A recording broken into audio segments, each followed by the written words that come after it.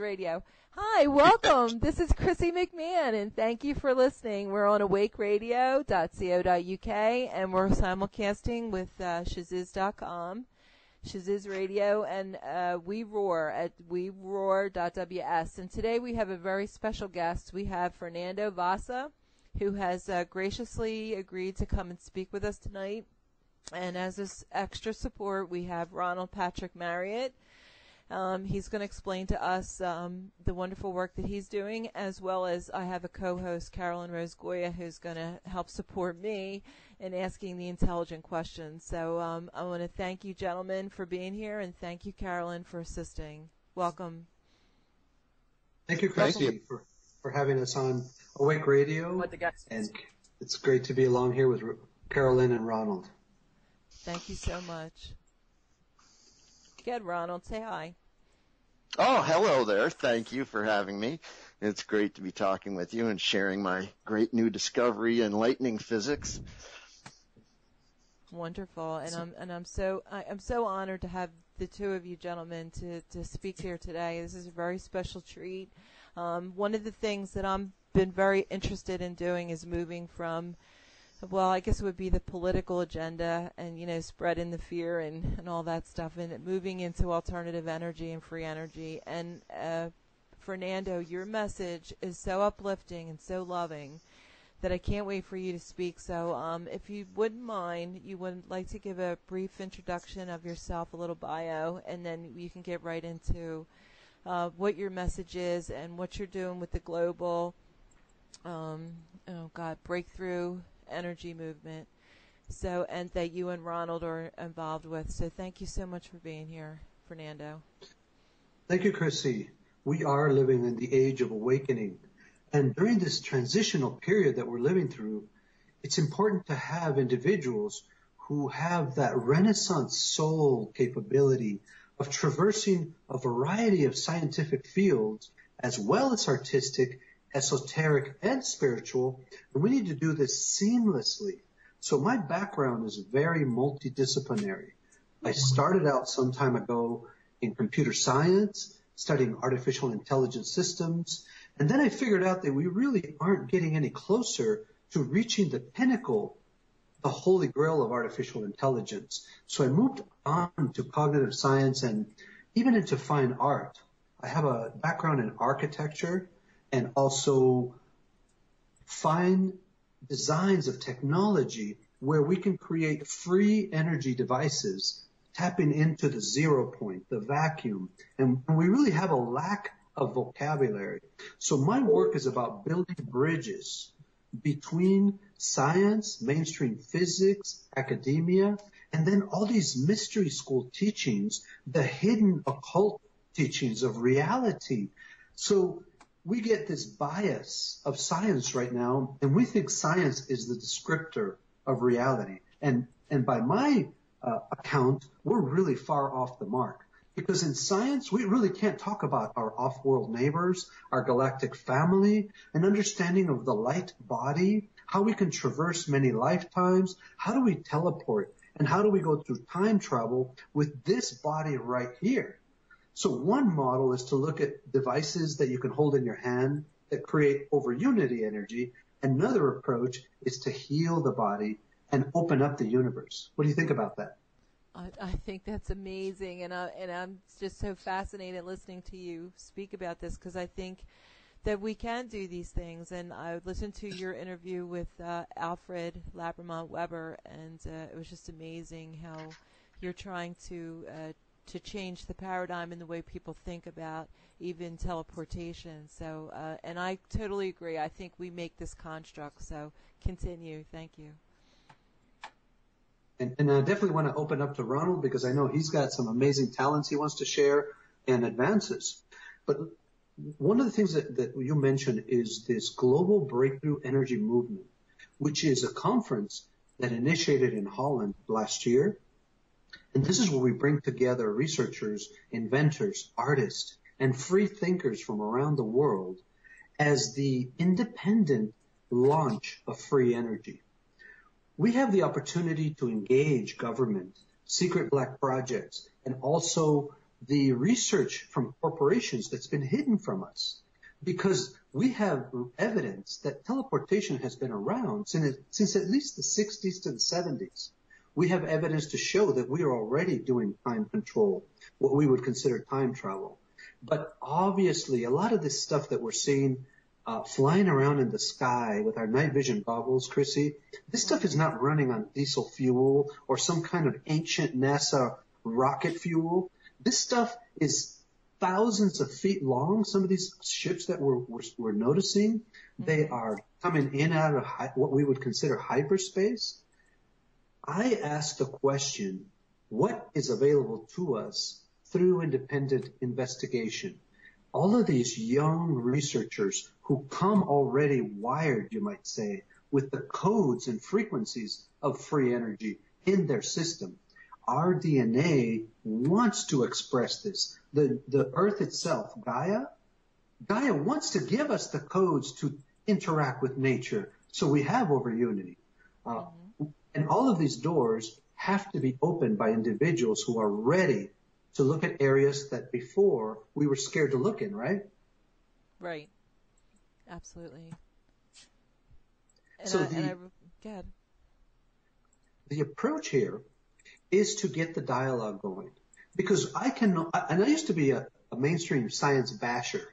I used to like throwing rocks at my physics friends. I like throwing rocks at my astronomy friends and so forth and saying, oh, you guys don't get it. And then that camp throws a lot of rocks and criticism to the spiritual woo. And both of us have this insulting, corrupt language for each other to shut each other down. So I'm saying whatever it is that we have to heal that, whatever it is that we have to do to transcend that, let's make it happen. Because when I opened up myself about a decade ago to channeled material that comes from interaction with galactic beings at the soul level, in dream time, I noticed that many scientists in our history, the giants, like Tesla, like Professor Searle, and so many others, were getting a lot of information from these sources right here. But it was like talking dirty in mainstream academic circles, right? So the first step of my work is to open that up. I don't want to hear anybody throwing rocks at each other anymore.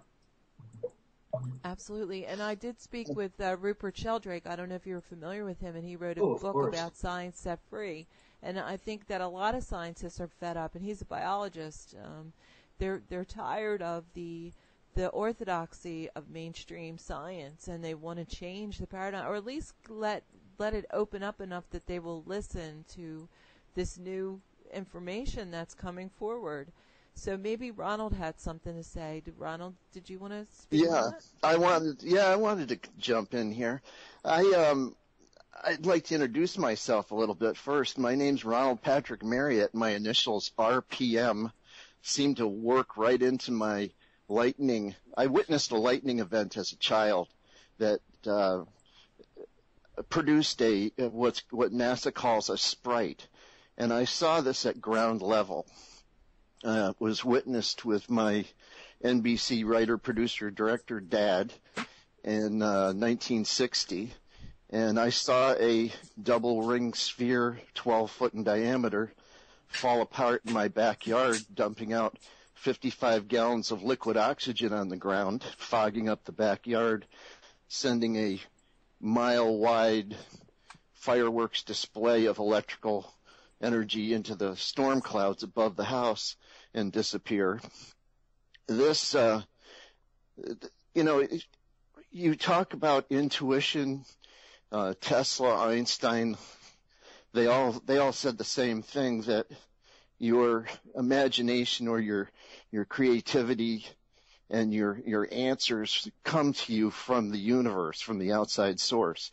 Tesla said he was getting it from space. Well, after a bit of investigation and following the universe in my life, I was led directly to Egypt and Pteh Hotep, and there's a picture of him displaying a energy sphere producing light with a lightning bolt attached to it. It's exactly what I saw. In 2004, I witnessed this event again. I didn't witness a sprite at ground level, but I saw the same 12-foot diameter, two-dimensional, double-ring bullseye, liquid oxygen-loaded, anti-hydrogen fusion. And I witnessed it in my backyard in Simsbury, Connecticut, pass straight through a 6-foot oak tree like a hologram, go into my backyard. We live near a ley line, which is an access from the aquifer below the Earth's surface. And usually there's a lot of ground to sky lightning in this magnetically charged aquifer. That's what's below the pyramids. So this disk rotated toward the house and lit up the entire inside of my home like Hollywood spotlights shining in the windows at night, only during the daytime. This was producing light the entire time, but couldn't be seen until it was directly facing at me. And then I yelled to my roommate, "Look out in the backyard." They said, "What did you do to make that light in the backyard?" And they disappeared. Now, this two-dimensional 12-foot disk of fusion, I know, makes a sprite. NASA and their Fermilab satellite picked up gamma ray production from sprite production. So now I know mantle, it had no name. So using my initials, RPM, came up with relativistic, energy at the speed of light, perturbation, multiple answers for multiple problems for one subject, energy in the universe, and mantle, like the Earth's mantle, a ball of energy surrounded by carbon, surrounded by oxygen. Now this light that it was producing could not be seen until it was directly facing at me. But it did not light up the lawn in front of me, didn't light up the trees. It was a dimensional light. It was only seen when it was directly facing at me. And then it disappeared as fast as it appeared almost. It blinks, it's gone. And that was in 2004. When after researching this, I've been at this for 9 years now, the Fermilab satellite backs it up. The Pamela satellite from the Italian Space Agency found the positrons around the outside of the ionosphere. So now I'm wondering, what does that? Now I'm moving into astrophysics and high energy fusion and the star series and black holes, how star fusion and the events in the series go in that. And it led to energy and helium. Once you have helium in fusion, you know that you've got fusion going on. And then it goes to carbon and then oxygen in that series. Well, mantle, since I witnessed it, I saw it. I saw a car accident in my backyard, basically, only of this 12-foot sphere. So I know it's a 4-foot ball of energy surrounded by carbon, I thought, because it's jet black, surrounded by a 2-foot ring of liquid oxygen because it fogged up my whole backyard as a child, I witnessed, and it was powder blue. That's liquid oxygen. So now you figure out the series of events that created this using astrophysics. And this happens in a weightless atmosphere 50 miles up in a lightning bolt. So you've got compacted radio wave microwaves. You've got hydrogen sitting in a weightless atmosphere. So this can percolate in the microwave beam. That's what I'm going to be trying to recreate. This allows for the separation, instead of like CERN in Europe, smashing atoms, trying to collect antiprotons to trap in the alpha experiment that they do there. I'm going to be separating the hydrogen molecule, allowing for the anti-hydrogen to collect together. In the space shuttle experiments, they've done quite a bit with particle accumulation in a weightless atmosphere. This matches that, likes like. And what these anti-hydrogen particles match up and start a fusion event. And since it's in a weightless atmosphere, 50 miles up, the closest magnetic field is the moon. So the moon is known to have a lot of helium-3 on it. I imagine that since the Earth's formation and the static charge from the dust and the clouds from Earth's formation, this was static electricity with hydrogen around it, created these disks of liquid oxygen and antimatter fusion, discharging sprites above the Earth, dumping liquid oxygen through the formation clouds in order to clean the Earth's surface, create an atmosphere. A red energy cloud I witnessed was electrons being discharged that created the ionosphere. They thought the ionosphere was built from the sun shining in and the electrons being trapped in the magnetic field lines from Earth. But the ionosphere is built from the inside out, from sprite production. Mm-hmm. And so in the fusion process, it's energy.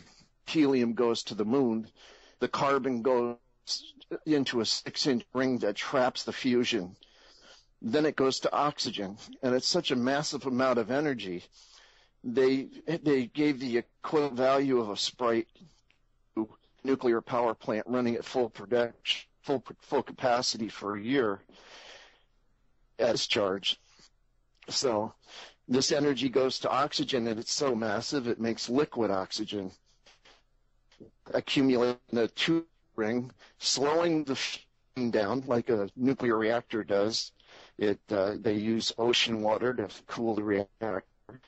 It slows the fusion back to carbon again and seals it in a double-ringed bullseye-looking event. Then it has no place to go, so it converts the first carbon ring to high-energy photons. And this disappears.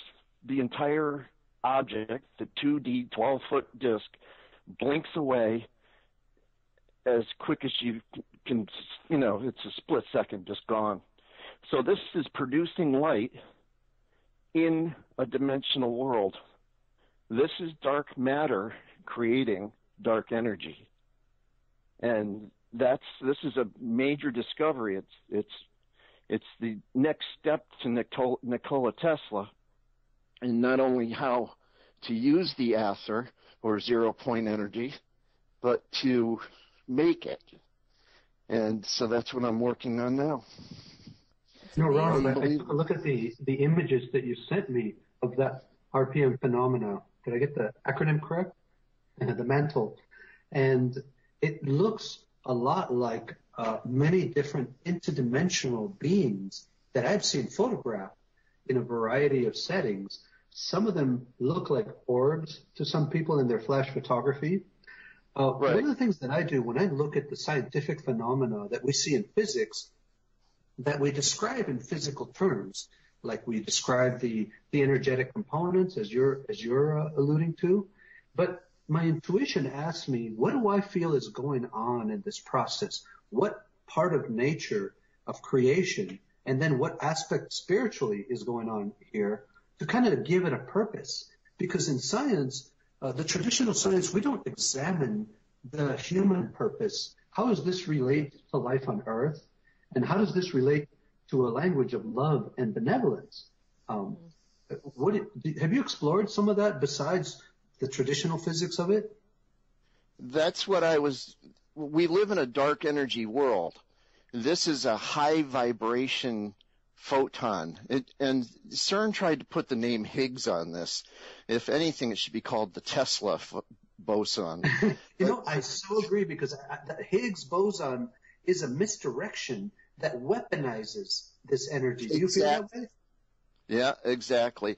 No, they're taking it away from the 0 point and the human aspect of it, and you're right, it's almost weaponizing it. But when we manifest our lives, we back a vision with emotion, and that creates our reality. And each one of us is programmed or has a destiny, and that emotional charge to a vision builds each one of us has our own destiny, but we're creating our own reality in the matrix. This is all dark energy related. This is telepathy. This is the Voyager satellite still sending messages from the other side of the universe. Yes, I really acknowledge, just like we had talked a little bit about that, we are getting the echoes of interdimensional interaction within other realities. Do you feel that? Yep, exactly. And, you can look at simple things like the Compton scattering and the split screen testing. This is all because of dark energy. Anything that vibrates in the dark energy, and if it's at the same vibration to another molecule, they've split electrons apart, miles apart, and run experiments on one, and the other one vibrated it or reacted to the same applied testing, and that brought them to believe that the quantum physics is spooky, that there's an interconnection between all of us, and that's exactly what we are. We're all interconnected. We're all attached to 0 point, and this dark energy, this dark matter, is a common element throughout the universe. Wherever there's hydrogen and lightning, it's producing mantles. And what do you feel is the significance of the timing for us to be noticing this event and this phenomenon? Absolutely. Everything is perfect timing. I was worried about coming forward with all this information because I'm watching oil wars.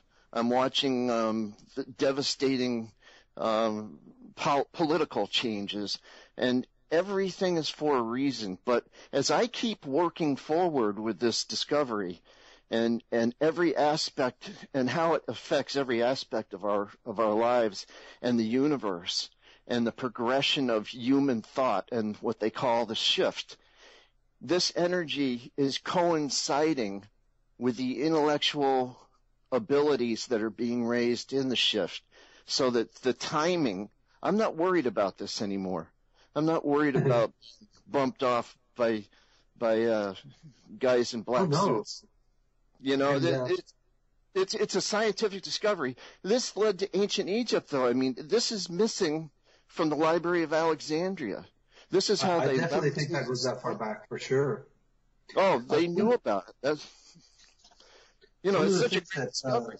How can you change the world without this? And it's missing. It's not a new discovery. I didn't mix chemicals together in the backyard and come up with this. So it's just. The vocabulary is another one. Most of the vocabulary that we get from science has this masculine point of view that is weaponized and war related, which also I believe is a misdirection of what we're looking at. Do you agree? This whole concept of dark matter and these exotic names for our subatomic particles really lead us away from discovering how the divine feminine energy that is a higher vibrational attribute of the universe is now infusing its input into Gaia for reawakening of a new DNA sequence for humanity, where we are taking care of the planet, when we're noticing that there are different levels of consciousness available to us, right? Absolutely. So I think we're going to be seeing a lot more of this mantle effect. Absolutely. I just watched a video on ancient Egypt, and the word pharaoh does not mean a man who's the leader of the Egyptian ancient societies. It's a woman. It's the leader of the house. Pharaoh means leader of the house, and it's a feminine name. The woman is the leader, and that when you go to research, when I'm researching things, I don't use my masculine brain. I use my feminine brain, and I ask questions, and I get answers, and I'm filled with joy. And I'm thrilled like a child, at a birthday party. I am just absolutely amazed and happy and thrilled, and answers just pop up and like books fall right off the shelf with this. It's incredible. I feel like I'm winning the lottery every day. It's just an incredible feeling. But the feminine side of me is the research assistant, is the research leader, excuse me. Not the masculine part. And that's where CERN and other physics egos in the world have been, trapped in books and papers and degrees and levels of intellect being judged on a test on a book that could have been wrong to begin with. And as a child, I was very happy and very aware of my surroundings, and I was manifesting cookie deliveries at 6 years old. And that's the feminine side of your heart and the joy in your heart that manifests that. And when I learned that you weren't going to be taught this in school, I mean, that's 50 years ago that I was looking for this. I was scared. I was absolutely scared that I wasn't going to learn how my heart and mind and belief system manifested in the world. And this is all living in the matrix. This is all living in if you want to call this dark energy, the only reason it's called that is because you can't see it. But I call it pure white light, because the light from this cannot be broken down. It's not like the sun's light. It can't be run through a prism and end up with multiple colors. It's pure white light, and it travels right through you. I was 25 feet away from this on 2 occasions and didn't have any harm to me at all. Nothing bad happened to me, other than I was completely amazed and thrilled to see this magnificent event. It was a holographic sci-fi movie in reality right in front of me. It was just incredible. Do you feel that there's a relationship with this phenomena and the aspect of ascension, kind of like what they describe with Ezekiel? Great question. Elijah and Elijah in the Bible, of what they examined. Absolutely. I mean, yes, that you might have witnessed an ascension signature. It's a frequential event when there's a certain frequency reached, and it becomes a quantum event. What do you think about that? Exactly. I agree with you completely. In ancient Egypt, I mean, I keep bouncing back to ancient Egypt, I'm sorry, but the Book of the Dead is not the directions about dying and going to heaven or another dimension. It's about being alive and traveling into another world, which is this other alternate universe. And it's done at a high frequency, the high frequency of telepathy and brain waves. It's done at the frequency of heart math and heart knowledge and manifesting your life. But this light is shown, this sphere is shown in soul travel. Now, I don't know any other object in our reality, in our matrix, that produces high energy photons of pure white light, other than the sun producing light, or the moonlight, which is reflection of the sun's light off. But I don't know of anything else. You have seen the measurements of the pineal gland during sex and orgasm is one of the a quantum event, and you can talk to Dan Winter, is one that talks about the quantum vacuum that is open during sex, but also during heartbeats. when each heartbeat produces this kind of quantum particle that propagates through all of our DNA. We just don't have the instruments to show it just yet. Exactly. I think we're opening up these portals inside our bodies all the time, and they do have a light, residual light coming out of them, kind of like what happens inside the pineal when it's actually open and focused. I totally agree, and there has been a lot of work done on the heart math that Ronald has mentioned, and I'll try to get that link. But there is a website that just focuses on trying to measure that. So maybe there is more information than we're aware of. But this is amazing conversation. Continue. I'm sorry to interrupt.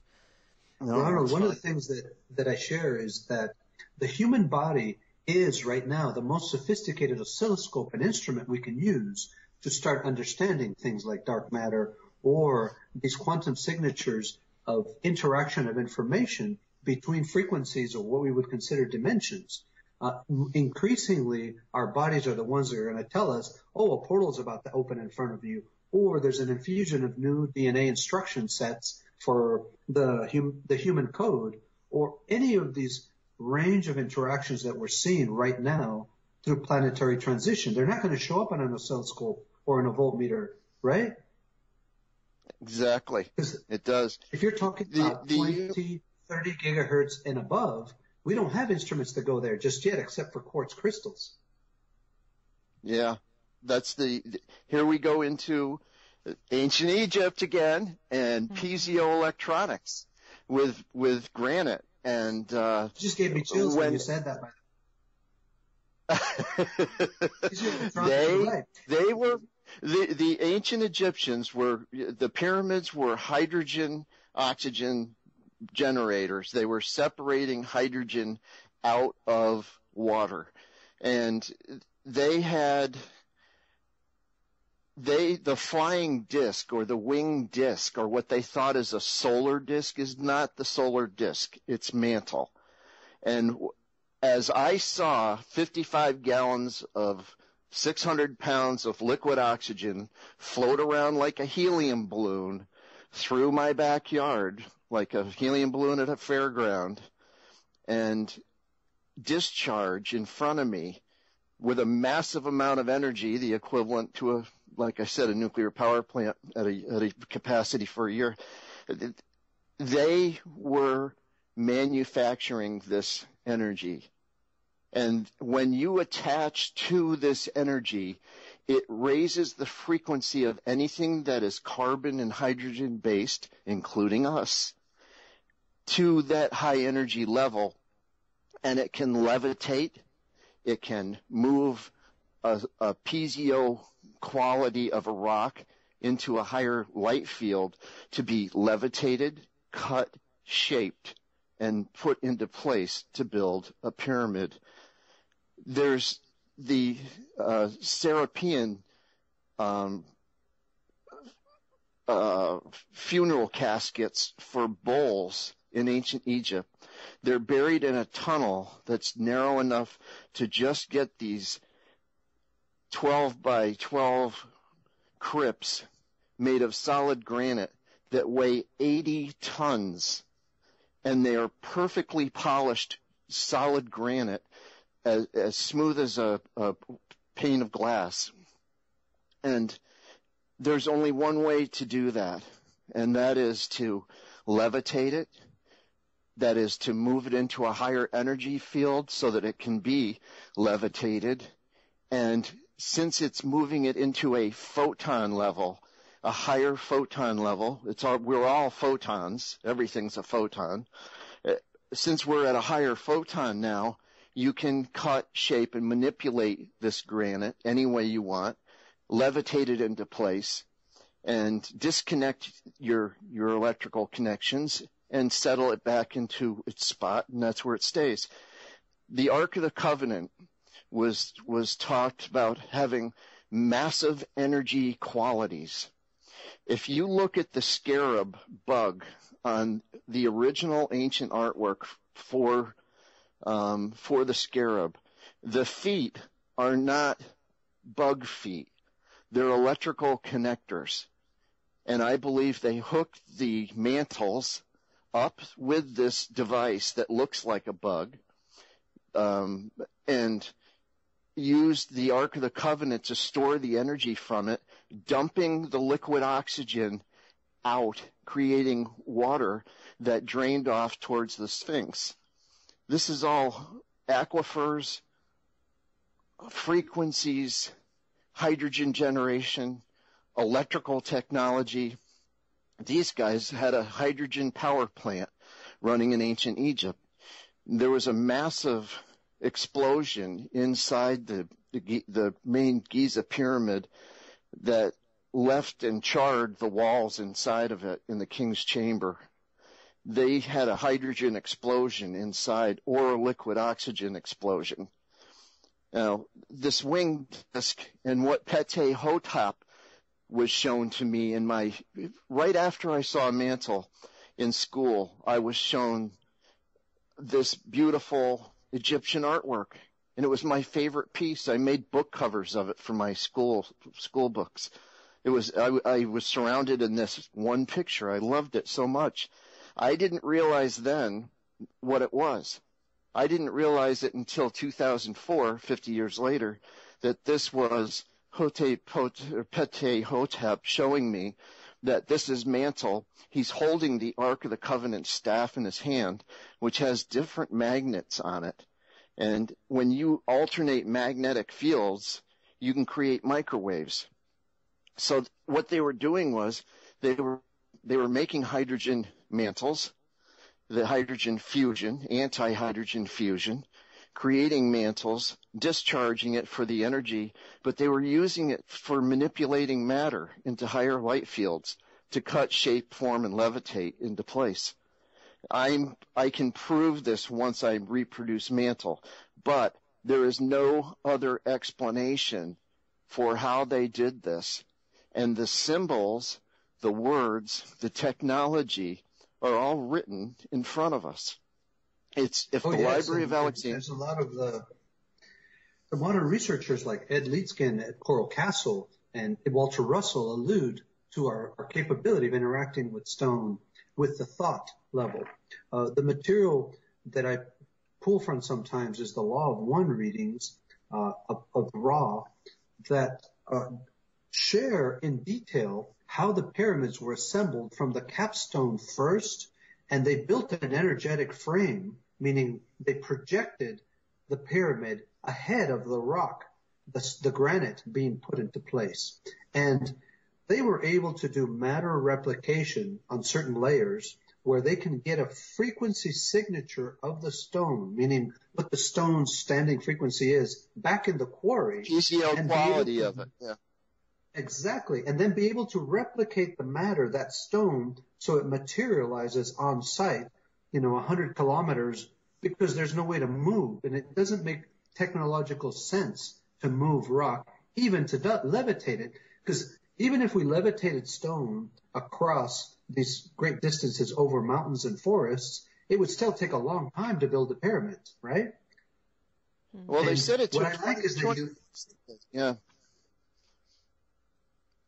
you make this distinction between ancient Egypt and modern Egypt, which is excellent because we're taught modern Egypt in school, the 5,000-year-old Egypt, but the 10,000-year-old Egypt and the Egypt that interacted with Atlantean technology and Lemurian and the Anunnaki, then we get into some very interesting technology that is thought-driven with consciousness, right? Mm-hmm. Right. Manipulating the dark energy protagonists or of high energy photons. The role of Imhotep, Thoth, and Ra and Horus was this interesting grouping of wisdom and knowledge that allowed us to play at this level of thinking rocks into place. And I'm excited by that. Don't forget Isis, the women. Oh, of course. Isis, that divine feminine. Don't forget the women. Unfortunately, left to their own devices, we got corrupt. This is what happened to the Incas, the modern, what we later see as the modern Aztecs.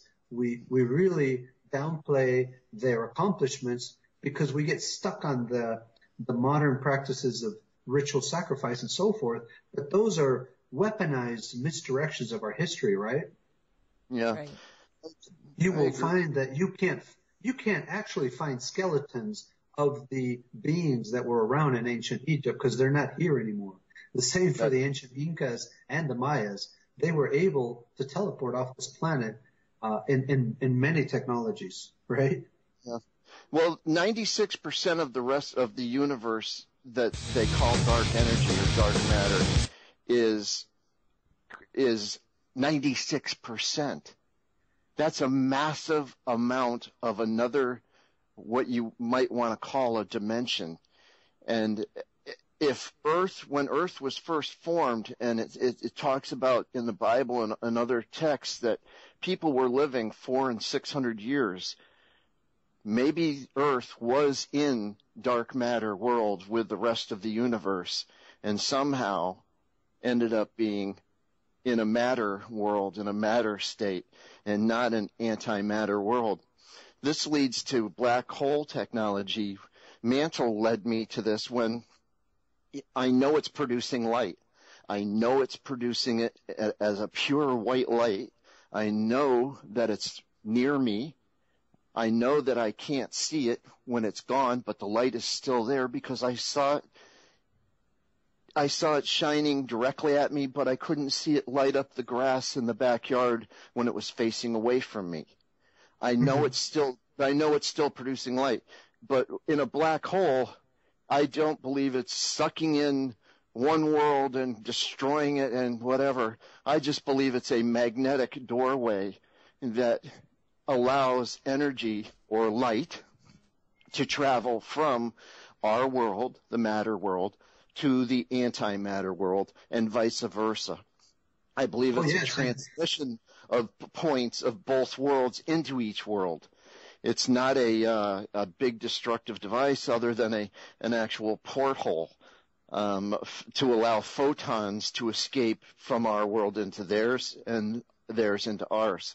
I say theirs only because this goes to UFO technology and 0-point technology that you mentioned earlier, that a UFO will be in front of you and blink, it's gone, just like Mantle.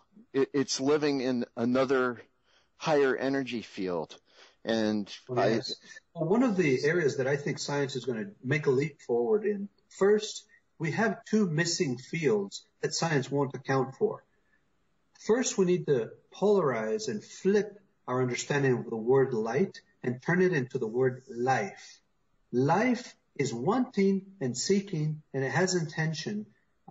So whenever we talk about light traveling, think about it as life is doing different kinds of things. The other side is human intention, the human consciousness. No force, not weak or strong force or magnetic, acts alone. These are things that are intimately tied to human consciousness. So those are the two missing forces that's going to change our physics. Life is a force, and consciousness is a force, and that the unifier, as I see it, is love and wisdom, the benevolent love of our Creator. When we can write that into the scientific formulas to describe the forces, it's going to make a huge leap, don't you think? Absolutely. There's a woman that just passed away, Candace Pert. She wrote a book called Molecules of Emotion. My sister-in-law ghost wrote it with her.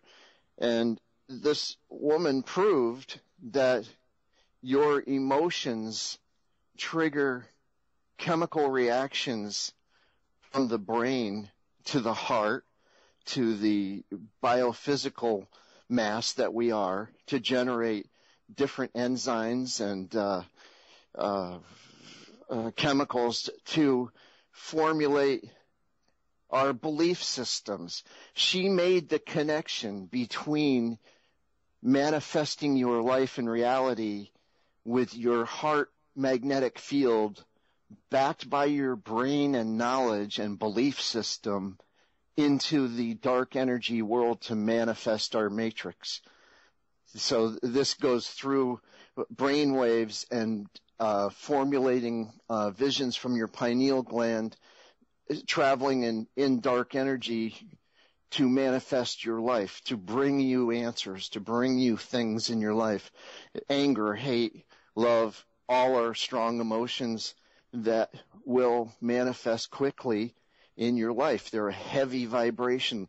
This is a chemical reaction in our nuclear energy run heart mind connections that manifests our world. It's all it's spiritual. And Einstein was saying that also. There's more spiritual knowledge in the world that's more correct than any book that exists or any PhD that's written. To me, the woo-woo is science right now. When I say academic science, to me, that's what is considered paranormal to me. To me, the normal is the spiritual side. Well said. To me, when we talk about dark matter, I translate that into unseen life. What is unseen life doing? For example, in news right now, the news that we see in mainstream media is about probably 1% of what truly is going on. The dark matter right now is the stuff that news is not covering, which is actually the greater reality, right? Mm-hmm. Absolutely. As soon as we understand that life is seeking to keep on going, then energy, the concept of this dark matter, takes on a different understanding. Now, what this understanding of scale, where the earth is a cell and a molecule of DNA of a much larger being, a much greater consciousness, we're part of a mind and a brain. So when we get meteors and flybys and these phenomena like mantle, those are neurotransmitters, those are antibodies, those are messengers of something that's going on at a larger scale, right, Ronald? Do you feel that? Well, I can call some of your comment 0 point mass, and then I can say that since I know mantle is producing a photon that's definitely there. It lit up my home like Hollywood spotlights shining at night. During the daytime, this was 3 o'clock in the afternoon, lit up the entire home. I can say that, and it disappears when the disk disappears, that this is dark matter, anti-hydrogen fusion, trapped in a 12-foot 2D disk that's producing light and dark. I consider that dark energy because it disappears, but it's still here. It's still shining, even though you can't see it. Then I witnessed this. It was like a car, I could say the car was traveling at 40 miles an hour and it hit the foam pole and it bent the hood and the radiator leaked and the gas tank blew up. I could say that about mantle in my backyard. It was a physical reality, an object that was created and then backed by NASA, JPL, the Italian Space Agency, about a dozen universities or more that studied sprite science and atmospheric sciences. The only thing that they're missing, the missing link from 5,000 years ago to warp drive in the future in Star Trek, is mantle. High energy fusion that's created in the universe by lightning and hydrogen. And it creates this anti-hydrogen fusion. So I'm calling that dark matter creating dark energy. But we are all affected by it, from Compton scattering to brain waves to heart math to manifesting your life to consciousness to living in the matrix. Needed a background screen, needed a photon for the matrix to be created, and that's dark energy or dark matter. And if you want to use some flowery language, we can say that there is a canvas to life to express itself, and that canvas of possibilities is dark matter in one sense, but it's not a static construct. It is an intelligent piece of life, of consciousness. Exactly.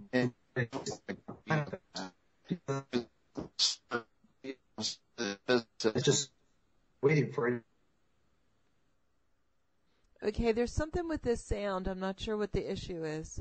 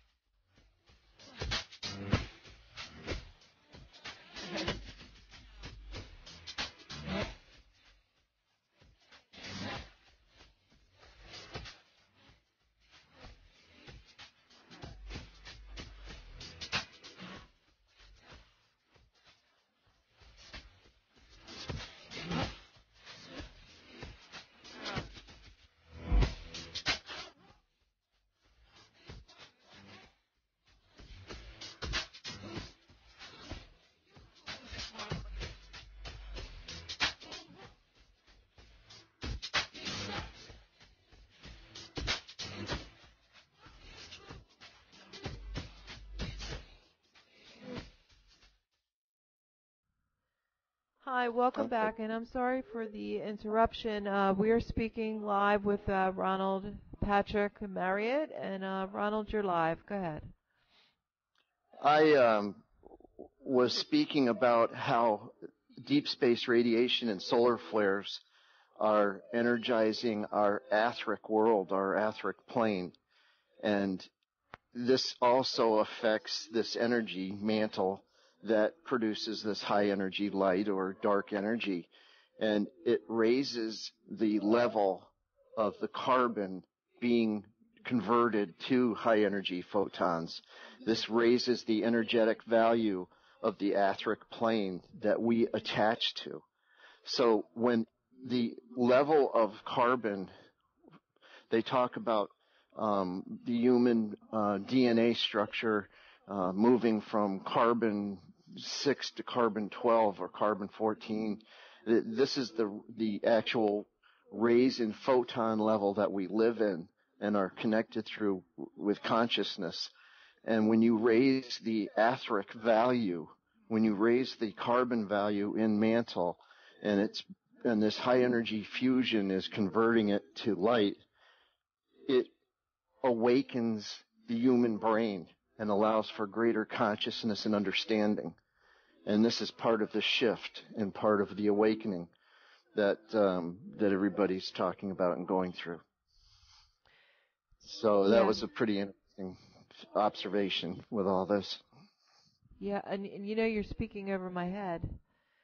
We had Fernando live, and we're trying to get him back, and for some reason I'm unable to reconnect. Maybe this is the golden moment. Maybe.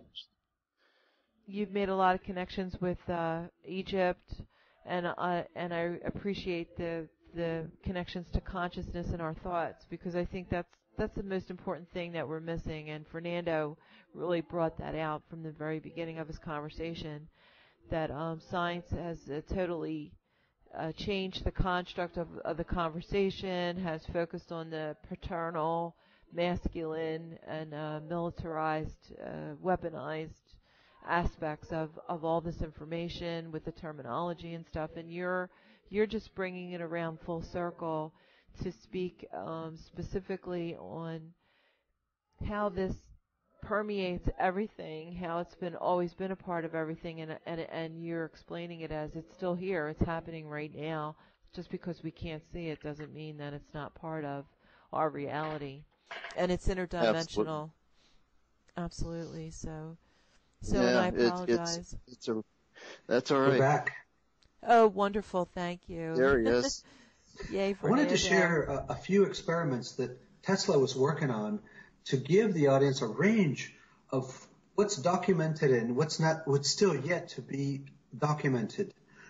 One of the things that Tesla was working on was the timestamp for our bodies during incarnation. When we're born, our physical self gets a kind of welcoming to this time-space dimension that when we start playing with the magnetic fields around our body, like we're trying to do teleportation or time travel, and those need to be reset back to where your appropriate timeline, your appropriate time space is. As we know, the weaponized version of this was the Philadelphia experiment, where they did not take into that consideration. And the opportunity there is to understand that our bodies are built for time travel. At the genetic DNA level, we're ready for our light body to play and take the physicality with it. A second experiment that Tesla was playing with was the understanding of massless objects, how to modulate the mass in an object so it is kind of an inverse gravity field. But he wasn't able to control it. So some of his objects, his metallic spheres that he was trying to float, would just shoot off into the ceiling, and there's marks on some of the labs where Tesla experimented with massless objects. These are two areas that I think we can pick up the ball and keep it rolling.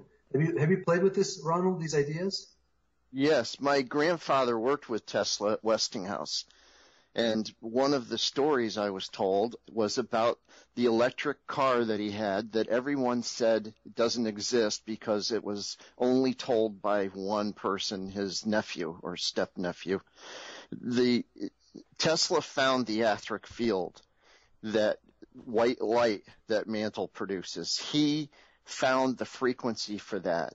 He created a vortex type of an antenna, like a bumper car almost, that used a vortex type of antenna along with an accumulator using vacuum tubes and I believe there's iron rods involved. I don't know the whole story about it, but I was told that he did drive from New York City to Buffalo and back in a Pace Aero with an electric motor.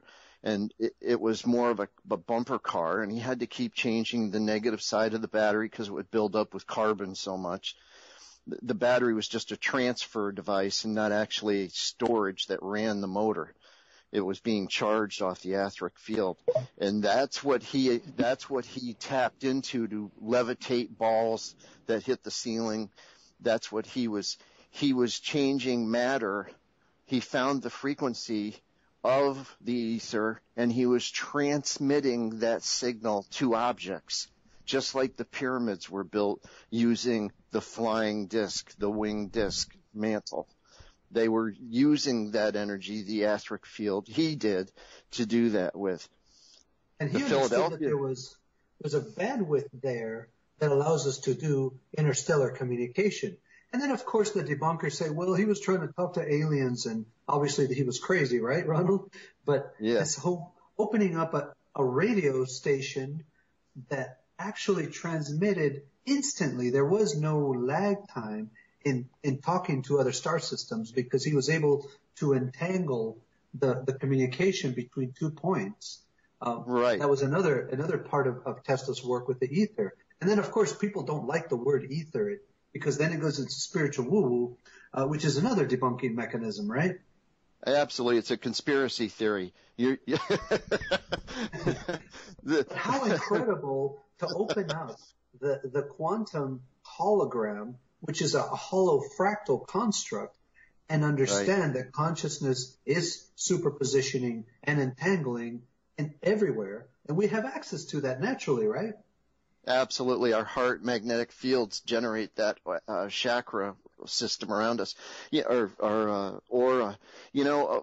One thing I've got to say is that with this energy field that we produce in this dark energy field that everything lives in, and we can see it 96% of the rest of the universe in certain photography and astrophysics. You can tell that there's another light field that you can only see from a distance or on another wavelength. That this consciousness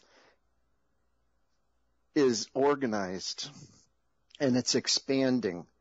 The photon level from mantle keeps on producing until the magnetic field lines rotate around Earth and discharge this energy as sprites above storms. Storms aren't created by these weather systems are run in another dimension. They're run in dark energy, And these magnetic fields travel around Earth, and they even have a noise to them. Part of my research was in atmospheric science, was the University of Alaska and Ohio State. They recorded the sound of the dark energy storms. It sounded like birds diving in and out of the microphone. It was a whistling, high-pitched, it sounded like a bird. And they've recorded all of this. It's you can find this on Ohio State's VLH network, and also on my website at rpmantle.com. I have the noise that they've recorded in magnetic storms, but it's not created by a moisture that's created from a lake that rises up and makes a thunderstorm. This is an actual magnetic field that travels around the Earth, or as Earth spins in its tetrahedral shape, and the chakra design system of Earth, and it's transferring this energy, creating magnetic discharge places for, I believe that this is energy transfer, even and I'm going back to the ancient Egyptians again, soul delivery to Earth. We're delivered in magnetic fields. We're delivered in an object that transfers us, our soul energy, that is neutral to negative energy, I guess, that we are delivered. The reincarnation system. Right. Yes. And when in all the books and all the people that have had near-death experiences, they were told, go to the light. Go towards the light. What is the light? There is nothing but the sun, or there's mantle. Yes, and this goes to the book. This goes to the Book of the Dead, and how to this and star travel. In the artwork that I've picked up, and it talks about antimatter. It talks about fusion and high energy and traveling to another star, but it also talks about soul transfer. And there are several beings, galactic beings that have visited Earth, third and fourth dimensional and fifth, or whatever you want to consider it, so that have when access they to plasma containment fields. You still there? Exactly. Yes. Yep.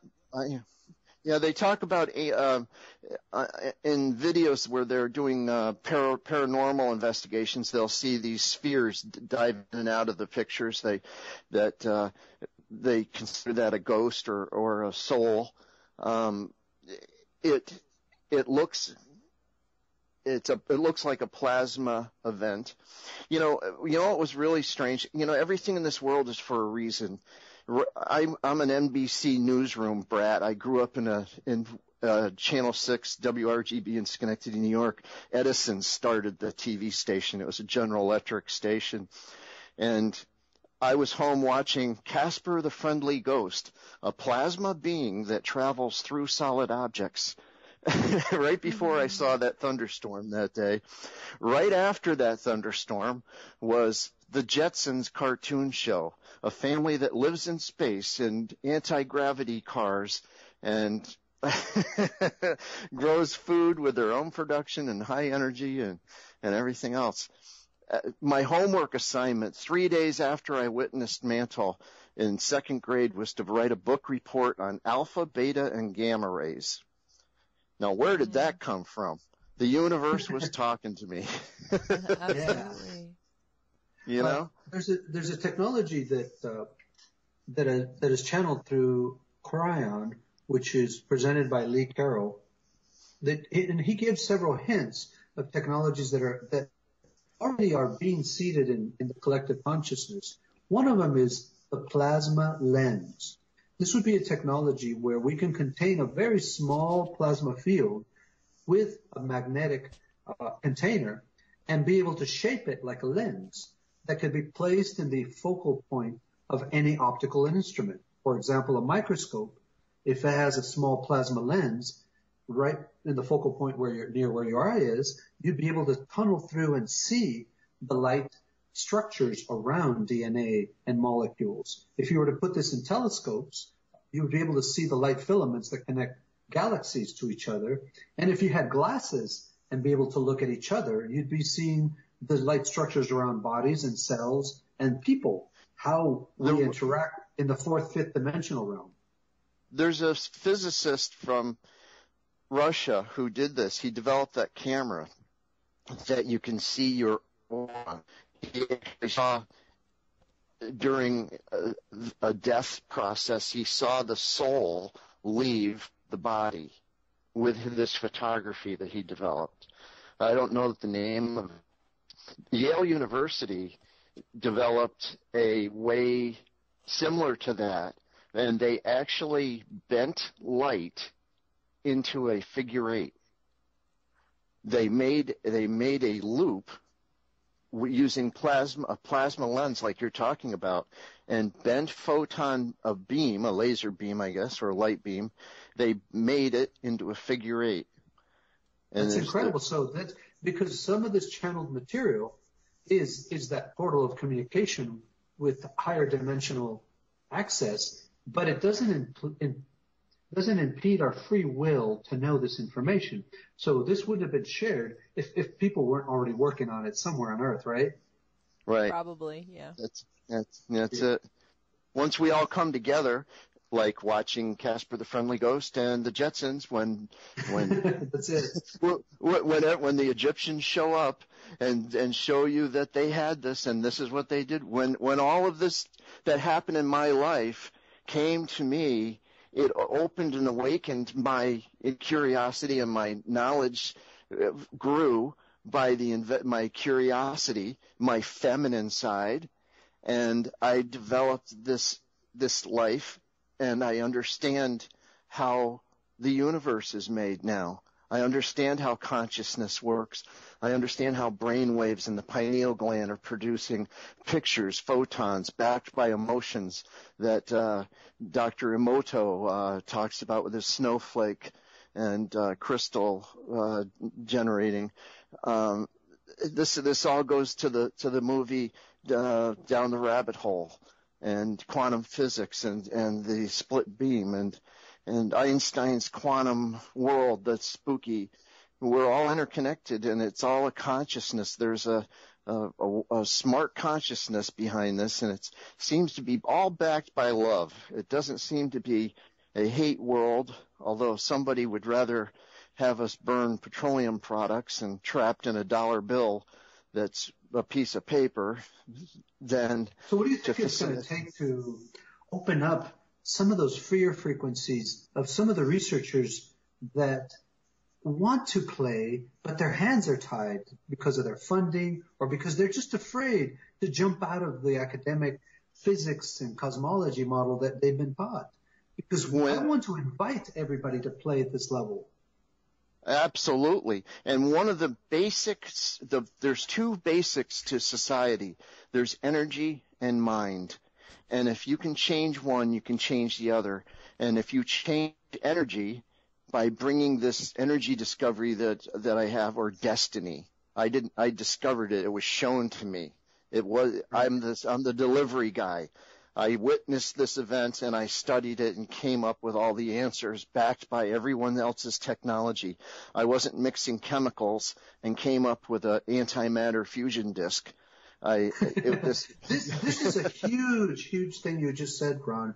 All of the information that those of us who are playing like this was shown to us and it's flowing through us. There wasn't any book. There wasn't any teacher that came and said, here, Fernando, this is how we do teleportation in the Pleiadian star system, right? No. The one thing I realized in school was in third grade, I'm looking at the mathematics, and I realized that something lifted 600 pounds of liquid out of my backyard and disappeared. It would be great for wheelchairs without wheels. But then again, the math couldn't go there. I realized that in third grade that their mathematics that they had, and Einstein proved it, there's a speed limit, but that's only for mass. It's not the for theoretical antimatter. is going into rain. And the theoretical approach to science, to me, is a kind of a division that polarizes the reality of what can be done versus what these formulas say that can be done. And that's another huge stumbling block. That's a beautiful point right there, because that goes right back to my original question was how come they're not teaching me how to manifest cookie deliveries? How come I asked my mom in second grade, I said, Mom, when are they going to teach us how to use your heart and mind to make your world work like I did with the Cookie Man, you know? And I had a contest with my brother and sisters weekly. Who could manifest the fastest? I always seemed to win, but I think that was because I was aware of my destiny maybe a little bit. I knew something was going to happen to me. I knew something great was going to be in my life, and I was right, and this is it. But if you don't teach children in school that there's another world, how are they going to know if their parents don't know? Mm-hmm. And if their parents aren't awake enough to use their heart and mind and their love to manifest their life, how are their children going to know? Absolutely. This goes right back. This goes to Sandy Hook and those children that were murdered. If they were teaching heart math and knowledge, they would have seen the disassociation in this child that murdered these kids. They would have known that this child doesn't need the U.S. Army in his back pocket and video games that programmed his disassociated. He had no emotional tie to his brain. When he had pain, he didn't feel it, this guy. He couldn't feel pain. He had no emotional response to pain. He didn't know anything other than what was programmed into his brain. He had no heart connection to it. It was like he was designed to do what he did.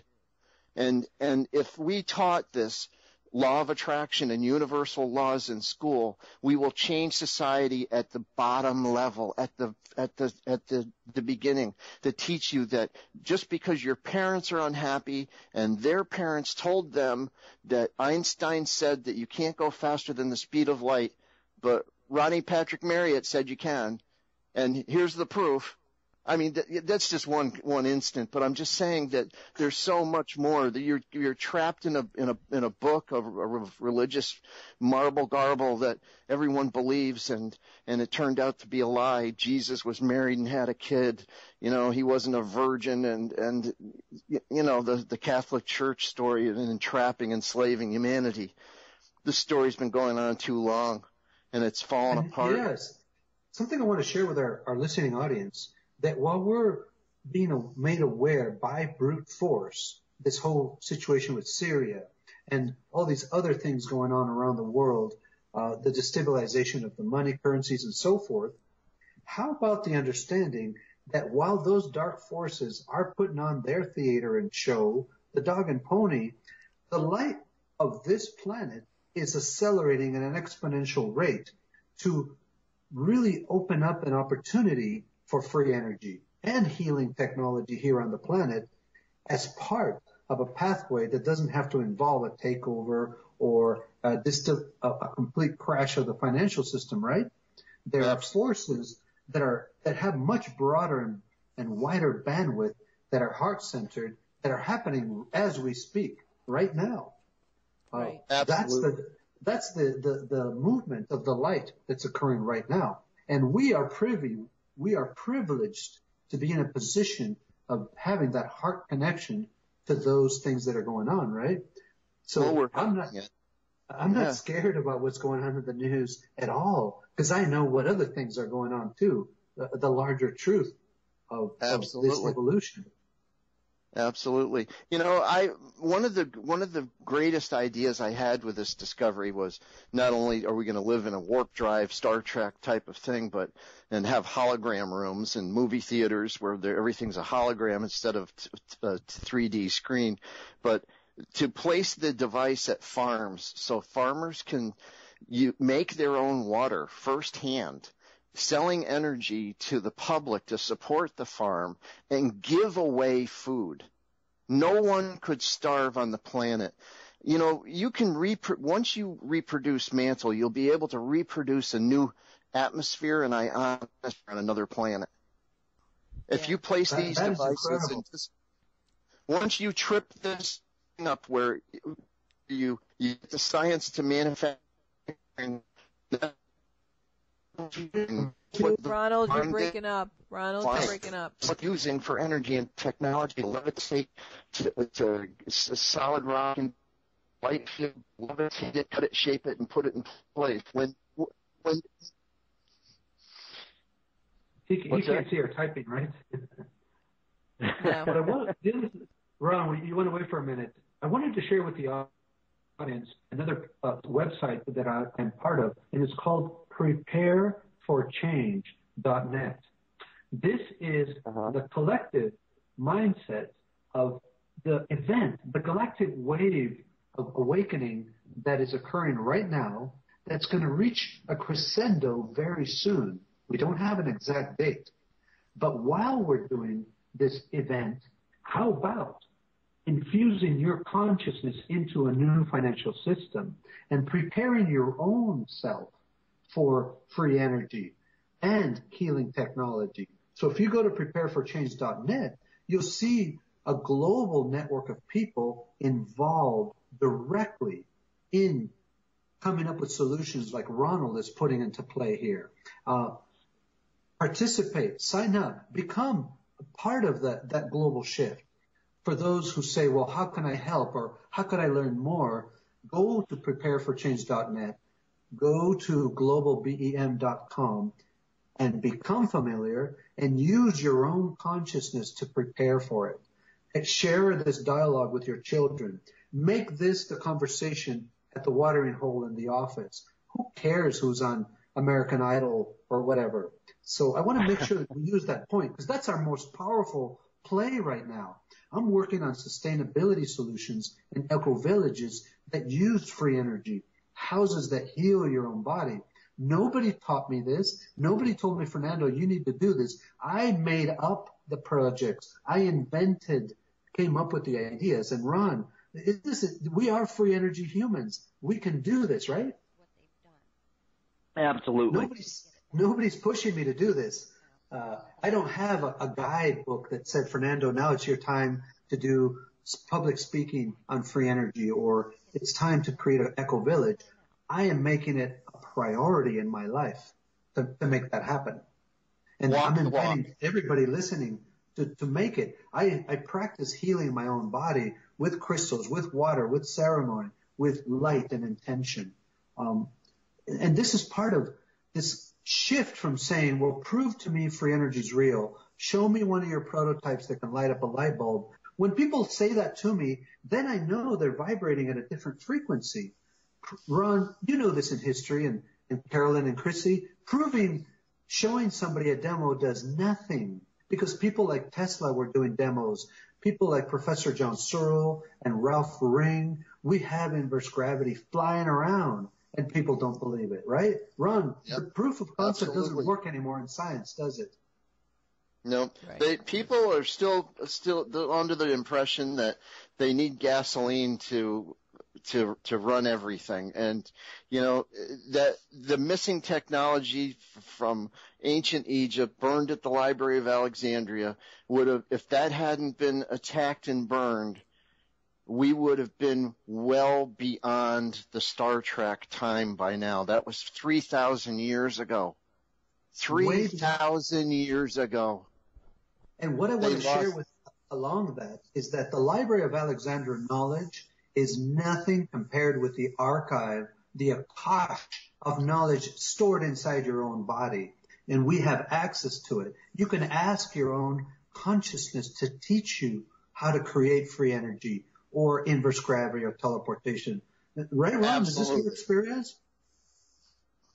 Absolutely. Absolutely. Everything I want to know, all I have to do is ask. Knock and the door shall be open. Yep. Marvelous world. And I want to say, I'm going to have to cut my call short. Exactly.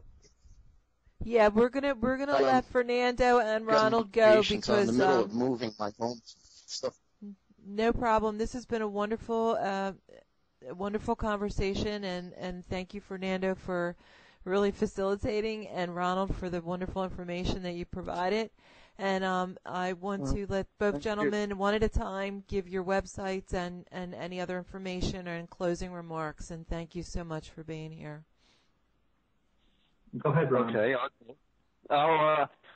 My website is rpmantle.com, and it's a blog.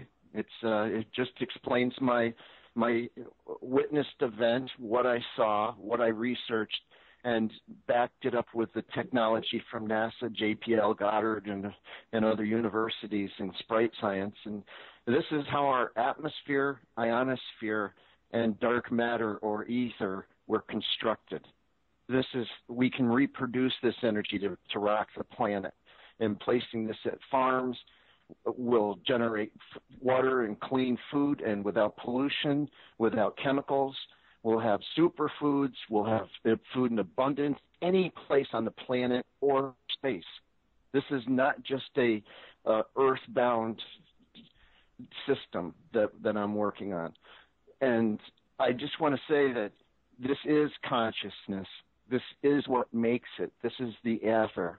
This is the centerpiece of our universe. It's the middle missing puzzle in from dark matter to consciousness to our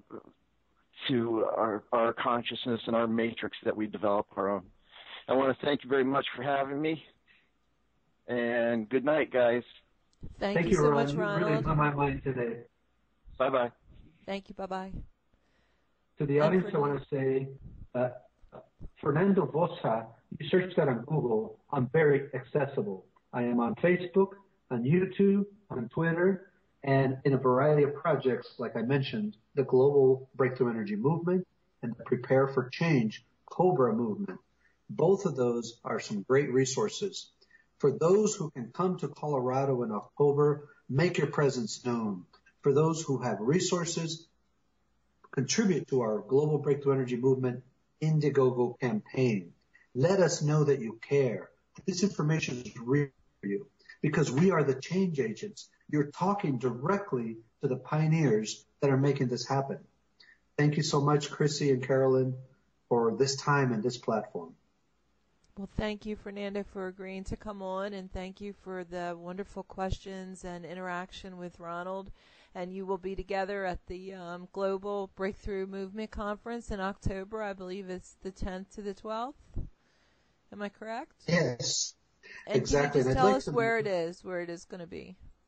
It's in Boulder, Colorado, October 10 through 12. And we know that the rain is going on right now. And we are actually shifting the entire energy field of the region to counteract the invasion of HARP technology that is happening to infuse this rainstorm.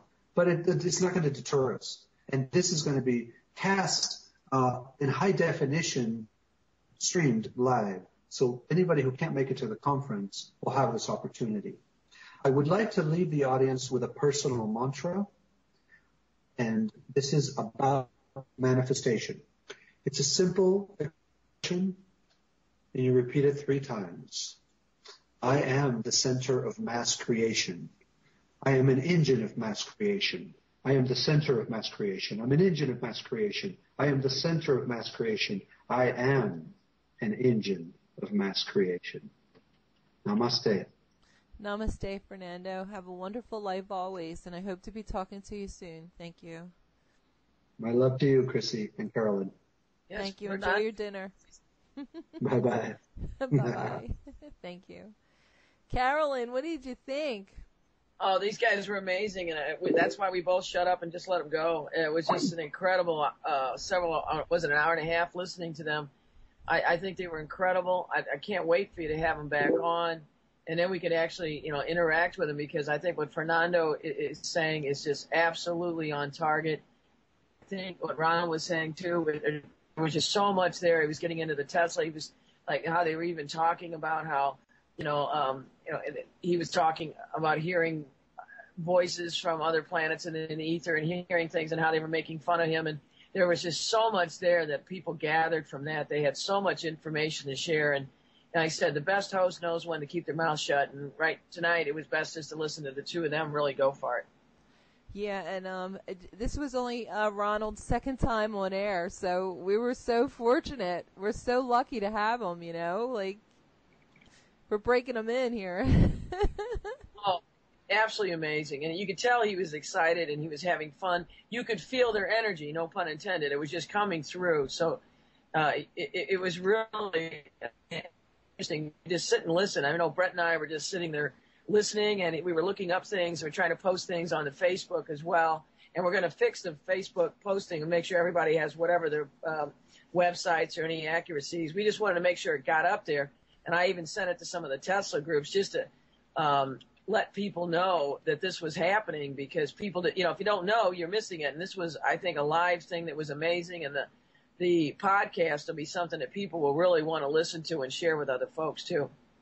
Absolutely. And, it's a shame the chat sites don't really give you the full impact of the people who are listening, because there's many people listening on Shoutcast and other entities, networks that are affiliated with our radio stations, and I don't have that information, but we have thousands of people listening. So we're really very, very fortunate. Carolyn just said how wonderful it was that these guys got together, and I really loved how Fernando was so quick to ask the really insightful questions that I had hoped that you would, which I know you would have, but thank you so much for letting Fernando speak, because I had just asked him yesterday, and he told me, he would come on, and then after Fernando agreed, and for some reason Ronald was around, and I said, will you come on too? And he said yes, and I was like so happy.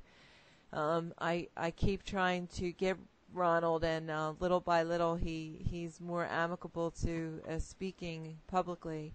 So we're just so fortunate to have these wonderful, amazing people who are actually doing the work, and maybe not feeling that they're the best speakers to promote themselves, but you could hear the enthusiasm in Ron's voice. He's just so excited, and I loved what he said at the end, both of them, that you manifest what you want, and I just ask for it and it comes to me. And I hear that all the time, and for some reason, why do we doubt that? Why do we even think that that's not true? It's like, it's bizarre to doubt that, because that's the power we have. That's true, and I agree. Was that, like you said, you manifest what you think is what becomes, and what you plan on. That's why on my page you do the same thing. We ask people to send positive vibes, send prayers, send and have that image in your head. You want to visualize what you want in a positive sense, and that's what I liked that they ended on a positive note, that despite all this in Syria and all that they want us to think about, because that's why the lamestream media just constantly gives out gloom and doom, but not solutions. And that's why we hope to have a solution show. Absolutely, and that's why I always say, and I don't mean to interrupt you, but they give us the image and we make it real. I say that all the time, and some people agree with me. Most people don't, because they don't understand what I'm saying. I'm talking in another language, but that's exactly what we do. We are the ones who make this construct real, and it's just unbelievable. Well, the darkness and if you want to call it evil, whatever label you want to use, I don't like labels, but it can win small battles, and it can do that when you're at your lowest, when you're tired, when you're exhausted, when you're stressed, when you're under tension, when maybe you've got so many things being thrown at you, something gets through. It's like the goalie that's got 6 people shooting at him.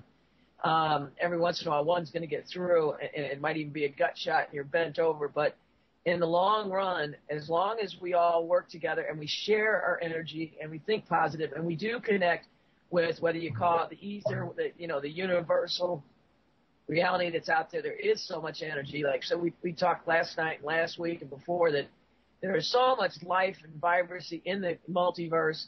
It's there. We are a part of it. We are tapped into it, but some people just close themselves off. They put blinders on, or they put their own gloves on so they can't feel things. That we need to take off the gloves, take off the blinders, open our hearts. It's scary at times to open yourself up and to ask for that and say, I'm going to share my love, my positivity with you. And that's why we just cannot let the occasional negativity, the occasional negative vampire person, the energy vampire, the occasional down person who just cannot get over it. You cannot let that tear down your own dreams. You can't let it, that's why people, like they were saying, you don't need a piece of paper to make you smart. You don't need a diploma. You don't need a pigskin. You don't need a sheepskin, whatever you want to call it. What you need to do is open your mind and your heart, because the reality is there. I mean, the most brilliant people have seen the wisdom in their dreams, or while they were sitting under a tree, or walking in the woods.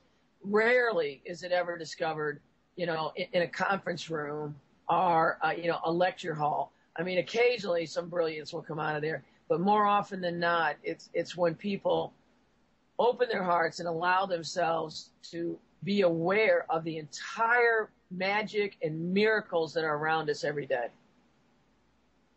Yes, and we just witnessed two of the most amazing people of many millions who are trying to make a change in our paradigm, in our reality, and are succeeding. They're just doing wonderful, amazing work. So we're just so grateful, and so grateful that they're so loving and generous with their time and their thoughts and share freely. So we're living in amazing times. We really are, and it's just unbelievable.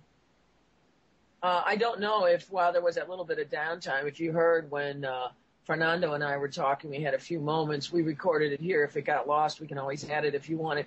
We got it. We spoke a few minutes, and I don't know, I just get such positive energy just talking to him, that it comes through, even through the cyberspace. And you said Ronald was feeling so much energy, and I know that more Tesla folks are going to want to hear more from him as well. And I actually had, we'd all been following each other. I didn't realize that before we were on tonight. We all bump into the friends limitation on Facebook, but I didn't even realize that Fernando and Ronald had actually been following at the same time. So we'd all been sharing without even being aware of it. So sometimes I think things happen for a reason, and there are no coincidences in this world. Yep. And you pulling everybody together, once again, you pull together a heck of a show, because you're the one that's, the host that's pulling all this together and getting the people on the air. And I said, the things that happened to you in your life that made some of your life in the early part rough, I think it was to make you grow and learn things, and to see that, wow, sometimes you need to see the darkness to really appreciate the light and the majesty. Seriously. Jesus. Yeah, I had enough of that, but I know it's not the end of it. I know it hasn't ended, and I think I get caught up in that when things are going so wonderful. Like tonight was like a Christmas and my birthday all rolled up together moment, and I kind of get so absorbed in the joy of it that I forget, that I'd have to be a little bit more grounded. And then when something hits me that's, the opposite, I get devastated. I really do. But I think I'm working on that, and I'm doing a lot better with the acceptance and the non-attachment, because I do so get attached to these emotions and want to feel good. I think everybody wants to feel good, and I don't see any reason why we can't be. They used to call it like a pink cloud, being on a pink cloud all the time, and maybe that's a misnomer, but to have the joy, to live in your bliss, and no matter what happens around you, to still be, okay within yourself. And I think that's what I'm trying to achieve, and attracting amazing people like Fernando Vossa. Pronounce his name correct for me, because I'm a slaughterhouse here with names, if I do happen to remember them. Fernando Vossa. I think you're doing fine, and I'm one of these people too. I always have people pronounce it themselves because I always don't want to butcher anything. But I think that's correct what you're saying. And, he does speaking. You can tell that he's a professional at this. And Brett's in the background too. He was glued. He got his computer up while he was listening. He's very happy about that. We're moving along at the goat farm here. And, we're moving along. We've got 2 computers up now, so we're going forward.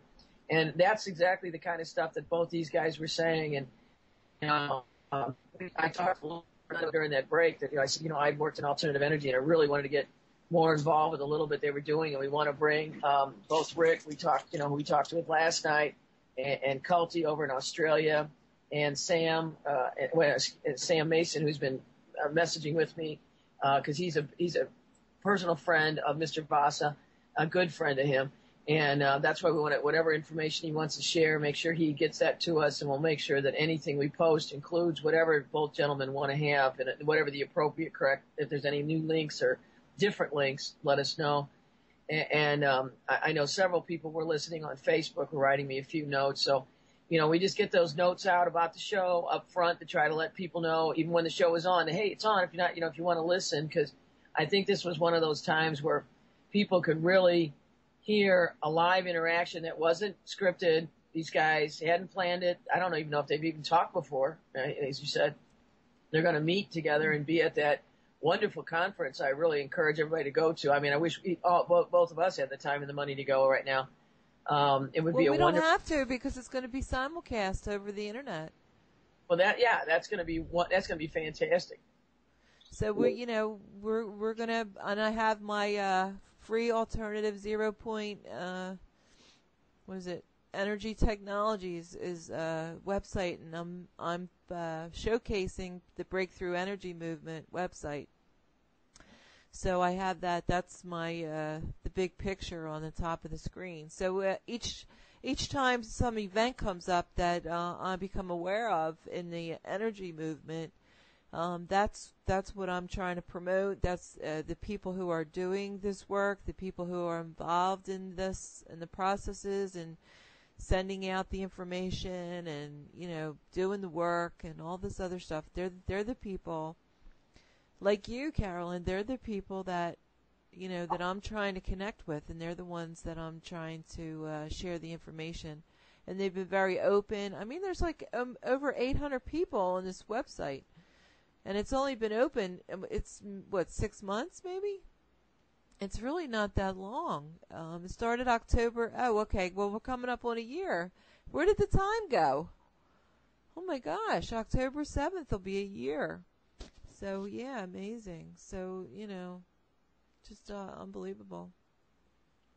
Well, I'm actually sending a little note to Ronald, who's checking in with us, that, make sure he lets us know if there's any other updates or any changes to the schedule too. And like you said, it makes so much difference, when you can actually get people to connect. That's one of the, like I said, I actually consider the internet a miracle. I mean, I still consider flight a miracle. I'm one of those people. But, to me, the magic and the miracle is that we can reach people across the globe. We've got these 2 guys, across the country, and then you're in Pennsylvania. I'm in Mid-Mo in the state of Missouri. And, we're having people in UK, Australia, other places listen. In fact, we share the information about the positivity and how important it is that we get out the alternative energy, because that will break the stranglehold, which is really, I have to use the word oppressed and suppressed people that, when they control the food, the fuel, and the funding, that's how they keep people in a limited energy state, a constantly exhausted, constantly depressed state, both mentally and physically. But when we can take it into our own hands, help each other out emotionally and physically and spiritually with energy, but then also when we can control, that we don't have to be tied to, whether it's a public utility or a faux public utility with some, fascist corporate conglomerate behind it, when we can actually control those aspects of our lives, then we become more free. And when we're more free, we're more open to our own growth and to help other people grow as well in this particular time that we're in, this particular dimension, in this multiverse. Oh, and Carolyn made a beautiful montage of pictures for the announcement. It's just beautiful. You are beautiful. I can't believe you did that. That is so amazing. That was the picture right before last October, right before I went to the David Icke conference in UK. Amazing, yeah. It's just amazing time, and there's just so many things. I'm trying to post all these links that we got because all these are just absolutely amazing.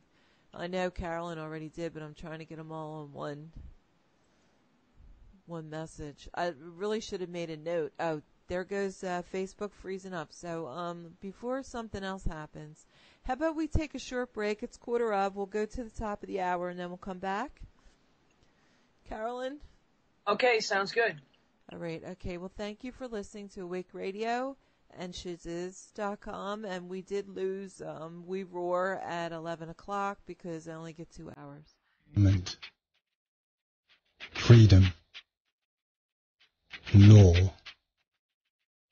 education, health, free energy, money, debt.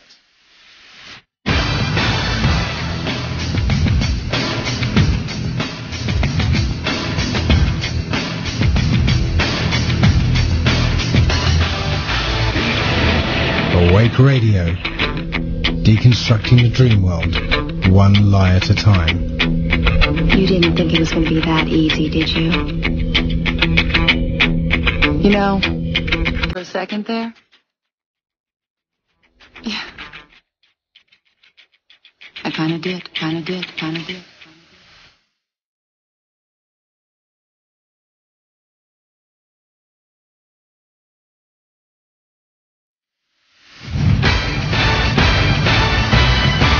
No fear for atomic energy, 'cause none of them can stop the time. How long shall they kill our prophets? I am shouting from the top of a mountain in the United States. This is a message to the world from Shaziz. I love you all from every nation. You are my family, brother. Going right to him, and thank you for listening. Go ahead, Ronald. Yeah, I just wanted to add a few more things, and you know, everything in our lives is for a reason, and to be born, I think we're all born with a destiny and a choice that is predestined, that is part of the Akashic record system, that's part of the heart math, the who you were in a previous lifetime, a reincarnation history. I think that this all goes right back to Walter Russell's mathematics and spin, and how even a sunflower seed or a seashell grows in a certain pattern. All of this is magnetic vibration spinning in the universe, and you have different planets around us, around Earth, that spin and create a magnetic field and polarity change that shifts and rotates, and the entire universe is traveling through space in a helical up and down wave motion. And this expansion is assisted by anti-hydrogen fusion production of photons. And that extra light is the freedom that allows every particle in the universe to vibrate at its own frequency, and likes like, and water is formed on Earth, that all of this is interconnected, and that when a soul is born into a body or delivered into a body, and it has a numerical number to it. It was born at 3:58 p.m. on July 2nd, 19 whatever. Every number, every particle, every photon, everything is matched and aligned in perfect form, and there's an intelligence behind that, and we're all wrapped into this etheric plane, this dark energy that creates all this, and it's really hard. You know, I've got a connection to Nikola Tesla, my grandfather. He worked with Nikola Tesla at Westinghouse and bought land on the same ley line on Long Island at Wardenclyffe in order to have free energy. What's your grandfather's name? His name was Frederick Marriott, and he worked at Westinghouse, and I have a picture of Nikola Tesla and him on my wall with a couple of Columbian Exposition coins that are in the picture frame from that time period. And my grandfather was an engineer and designer, and he helped draw the paperwork and the drawings for Tesla. That's what he did. Ron, if you could please scan that and put that on Facebook, I would love to share that with people. Sure, I'll post that. But I've got to say that I was 3 days away from buying Wardenclyffe through. I had a $52 million business plan put together in order to finance the museum. Because I'm an addition. That's how I know you. You were the one who instigated that whole thing when I first came on Facebook. Oh, go ahead. I'm sorry to interrupt. Go ahead. That's all right. So I wasn't trying to steal the museum from history or anything like that. I was trying to put a Marriott connection to the whole thing and build a conference center with a museum, and then add Mantle, which is the continuation of Nikola Tesla. Mantle makes the ionosphere that Tesla was playing with.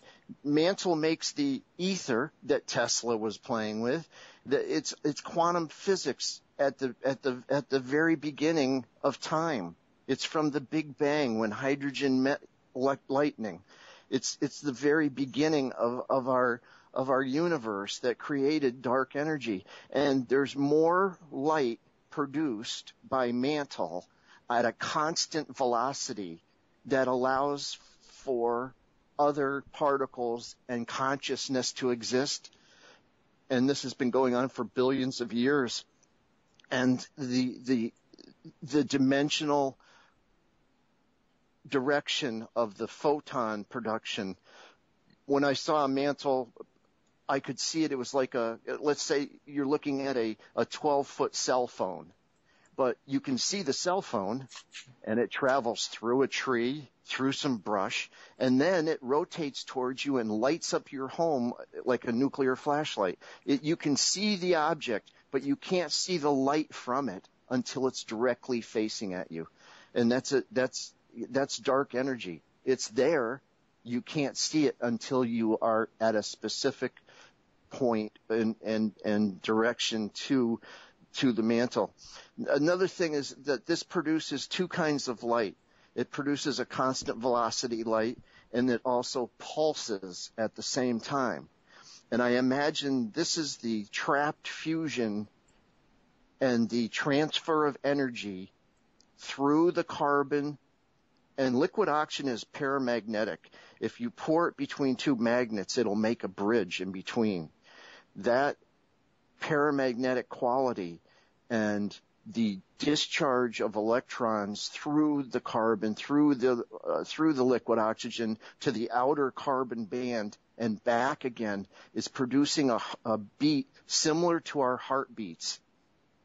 It's producing of two kinds of light. It's a constant light that's always shining at you, but it's pulsing at the same time in the background. And when I observed it, I thought that the pulse was coming from the liquid oxygen. That's what it looked like. You know what frequency? No, I don't. Not until I do it. But that's what Tesla found. So I know it's there, and right. I know that the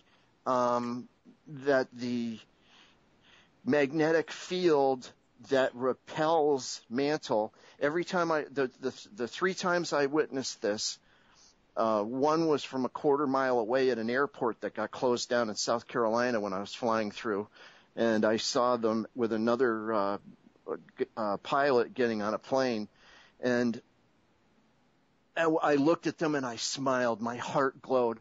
Oh my God, there they are again, It was unbelievable. But they are always hovering at 4 feet off the ground. They stay at a constant magnetic repulsion to Earth's surface at 4 feet. That means I can duplicate that. I can balance the mantle in a magnetic ring similar to that as a Stargate. And last week I went to a local foundry and had them estimate for me the price of making a Stargate from the movie, an actual metal ring with a 12-foot hole in the middle that I can put niobium magnets around and trap mantle inside of this ring. Now, the pyramids, the ancient Egyptians, they were trapping this. If you look at their artwork, you will see the actual color of their art. They had gold rings trapping this winged disc, and they had snakes around the winged disc. They trapped it somehow and downloaded the energy from it, and I think that's what the Ark of the Covenant was an actual storage container for the electrons that they got out of mantle. I'm almost positive that's what they were doing, and they were making hydrogen, and they had electricity from the aquifers, and they had magnets. The Ark of the Covenant staff has magnetic rings on it of different colors. That means that they varied the magnetic field that they ran through the Ark of the Covenant. And if you look at the bottom of the staff of the Ark of the Covenant, it's the same connecting device that's on the feet of the scarab bug that they made in the artwork or the jewelry. So these are all electrical devices. Let's say that you collapse the legs of this scarab, and it would force the wings of the bug to close shut. So that would block the light that it's producing, so you could walk around and manipulate this energy. You could move it around. The front pinchers of this scarab, they don't have front pinchers. But in the artwork, there's grabbing devices that you can grab the carbon rings. When you scale up their artwork to 12 feet and what would be handled by a man using this tool, the dimensions match perfectly for a device the size of a small table with wings on it that collapse and block the light out, so you can grab hold of mantle, collapse the pinchers into the carbon bands that are in mantle, and move it around. Now, you've got 5 minutes before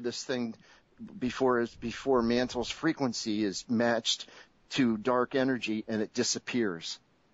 It stays in our world for a few minutes. It's got to convert. So what it does is, in the fusion process, it's energy, helium, carbon, oxygen. It's that liquid oxygen slows the frequency back to carbon again and makes carbon and seals itself in a double bullseye ring disc, 2D disc. And so the entire frequency has to be matched of dark energy world for this to blink away. It disappears, but it's still producing light. And it's still got 600 pounds of liquid oxygen in it and carbon. Amazing. So this thing is traveling through trees and doing nothing to it, nothing, like a hologram. And it's as quiet as a candle. And good. Well, I say like gamma rays. Gamma rays go right through you, and you're not even aware of them going through you, and yet they still have extreme power to them. I'm curious, a couple of things. First of all, do you have any idea where you think, I agree with the Ark of the Covenant, your description. I wonder if you have any idea where you think it might be. And secondly, do you think that the slow polar shift that we're having now in our magnetic field is going to affect mantle? Are the coming, the magnetic shift in the poles on Sol, on the sun, is going to have anything? And there is a question on Facebook. Somebody wants to know if you're related to the Marriott. So if you ever want to answer that question, they wanted to know if you're related to the Hotel Marriott. I'm a distant cousin. Okay. I don't fly on the private jet, but I've got to tell you that mantle is producing in the fusion process. It's producing high energy. This is astrophysics star energy production. This is producing pure carbon, and I believe it may be graphene, and I won't know that until I reproduce it and test it. But this is producing high energy photons that build our 0-point field, our dark energy for the universe. When you tap into this, like Searle Magnetics does in their SEG, the device gets freezing cold and starts to levitate. It's pulling in the energy from mantle, from the ether, and transmitting it. It's producing an additional electrical field, but it's freezing cold. It ices up. This is liquid oxygen temperatures. It's not 300 below zero because it's going through our dimension to get to the device. But this is what all free energy devices are using in the etheric field. They're using that unless they're generating, unless they're using carbon. When the solar flares happen, they're radiational, they're antimatter, their gamma rays, their photons are elevating the carbon in mantle. That means mantle is now producing a higher level of photon that our brains connect to. This could be part of the shift. This could be part of the awareness. I don't think pole shifts of the sun have much to do with it other than stirring the mantle soup that exists around us, others stirring the dark energy around us. Everything. If poles shift on Earth, it changes the direction of the ley lines. It changes everything. And if you change the field from AC to DC, that would be one thing. But what you're doing is it's stirring the soup. It's not actually doing anything, but it is producing, it's affecting the carbon structure in mantle. So when it converts, when that antimatter fusion converts that first carbon band to photons, it's producing a higher level. Now, there's a video on YouTube called The Secret of Secrets, and it's one of my favorites because it explains how the human body and DNA is moving in different strengths and carbon levels. And we're going from carbon 6 to carbon 7 or 14 or whatever it is. But and to raise that level, the only way to do that is through photon levels. The only other photon producer besides the sun is mantle.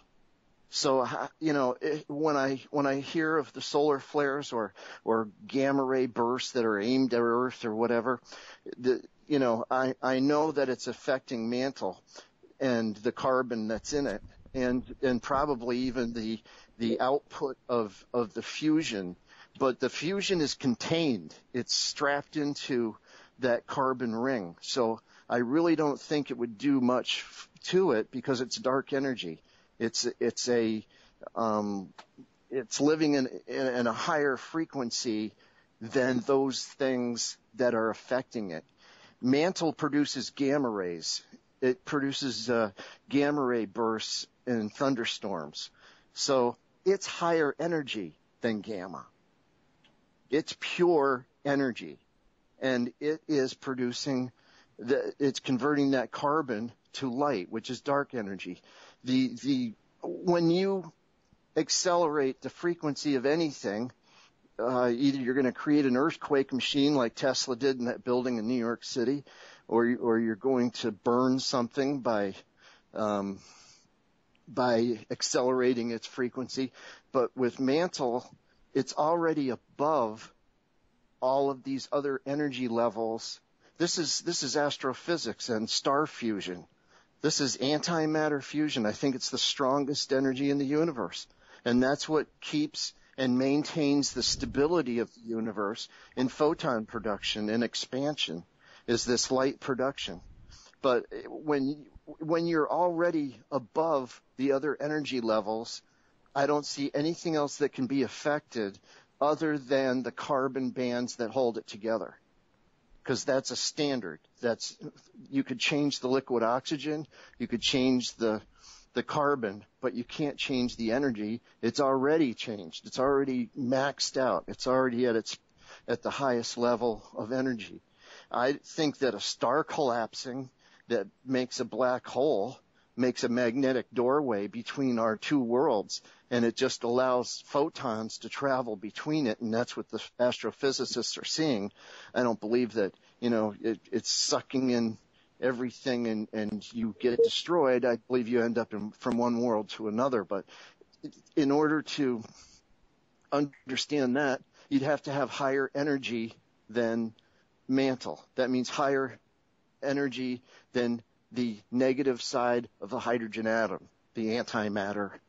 And in order to collect that, I'm building a device that looks like a tetrahedron. It's a three-legged device that has hollow spheres, 3, 6, and 9 inch in different places down the legs of the tetrahedron. And you run microwaves down through the tubes. And when they go into the first hollow ball sphere, they go inside the sphere and back out again. They run like I'm lapping microwaves. I'm condensing them. I'm not lapping them. If you lap them, they'll cancel each other out. But I'm compacting microwaves and then injecting hydrogen. And Russell Anderson with Sparrow Aerospace and Searle Magnetics, he's been playing with these toys, anti-gravitic toys, anti-gravity toys, where you pump high voltage into these tinfoil kites and they fly around in the air. This is the same technology that I'm doing. I'm releasing gravity from the device. I'm duplicating 50 miles up in the ionosphere with a lightning bolt entrapped in a device that laps the microwaves into a tetrahedron itself inside of this tetrahedron device, and you inject hydrogen. And this confuses the hydrogen molecule into releasing its hold to matter. So the antimatter will form like. It will accumulate and start its own fusion process. This is going to be a antimatter fusion device. And gaseous hydrogen, right? Does it make a difference which form? What's that? You're using gaseous hydrogen? I mean, we're not adding liquid hydrogen. I mean, how are you doing this? You know yet, or? Well, I'm going to run microwaves through the tubes from the top down. This device is 18 feet tall. Right. And 3, 6, and 9. Here we go with Tesla again. I wanted you to get to that later because I really do want you to want your opinion on the 3, 6, and 9. Yeah, and if you look at a tetrahedron, or how if you even in some of these crop circles, you'll see the pyramid on top of each other, the Jewish star, you'll see double pyramids. This is the tetrahedron and the position of an electron on a hydrogen atom. And when you can release the hold, well, I don't know if this is the strong force or the weak force, but when you release that bond, you allow the anti-hydrogen to accumulate together, and they start their own fusion process. Now, I'm going to have to experiment with this, of course, but this is what I've been led to see. This is what is natural in mathematics to Russellian math. This is natural for chakra. I mean, everything, metaphysics to star formation is all tied into this device all at once. But injecting atomic hydrogen into this device, into a weightless environment because this device already has been shown to float. It levitates off the ground.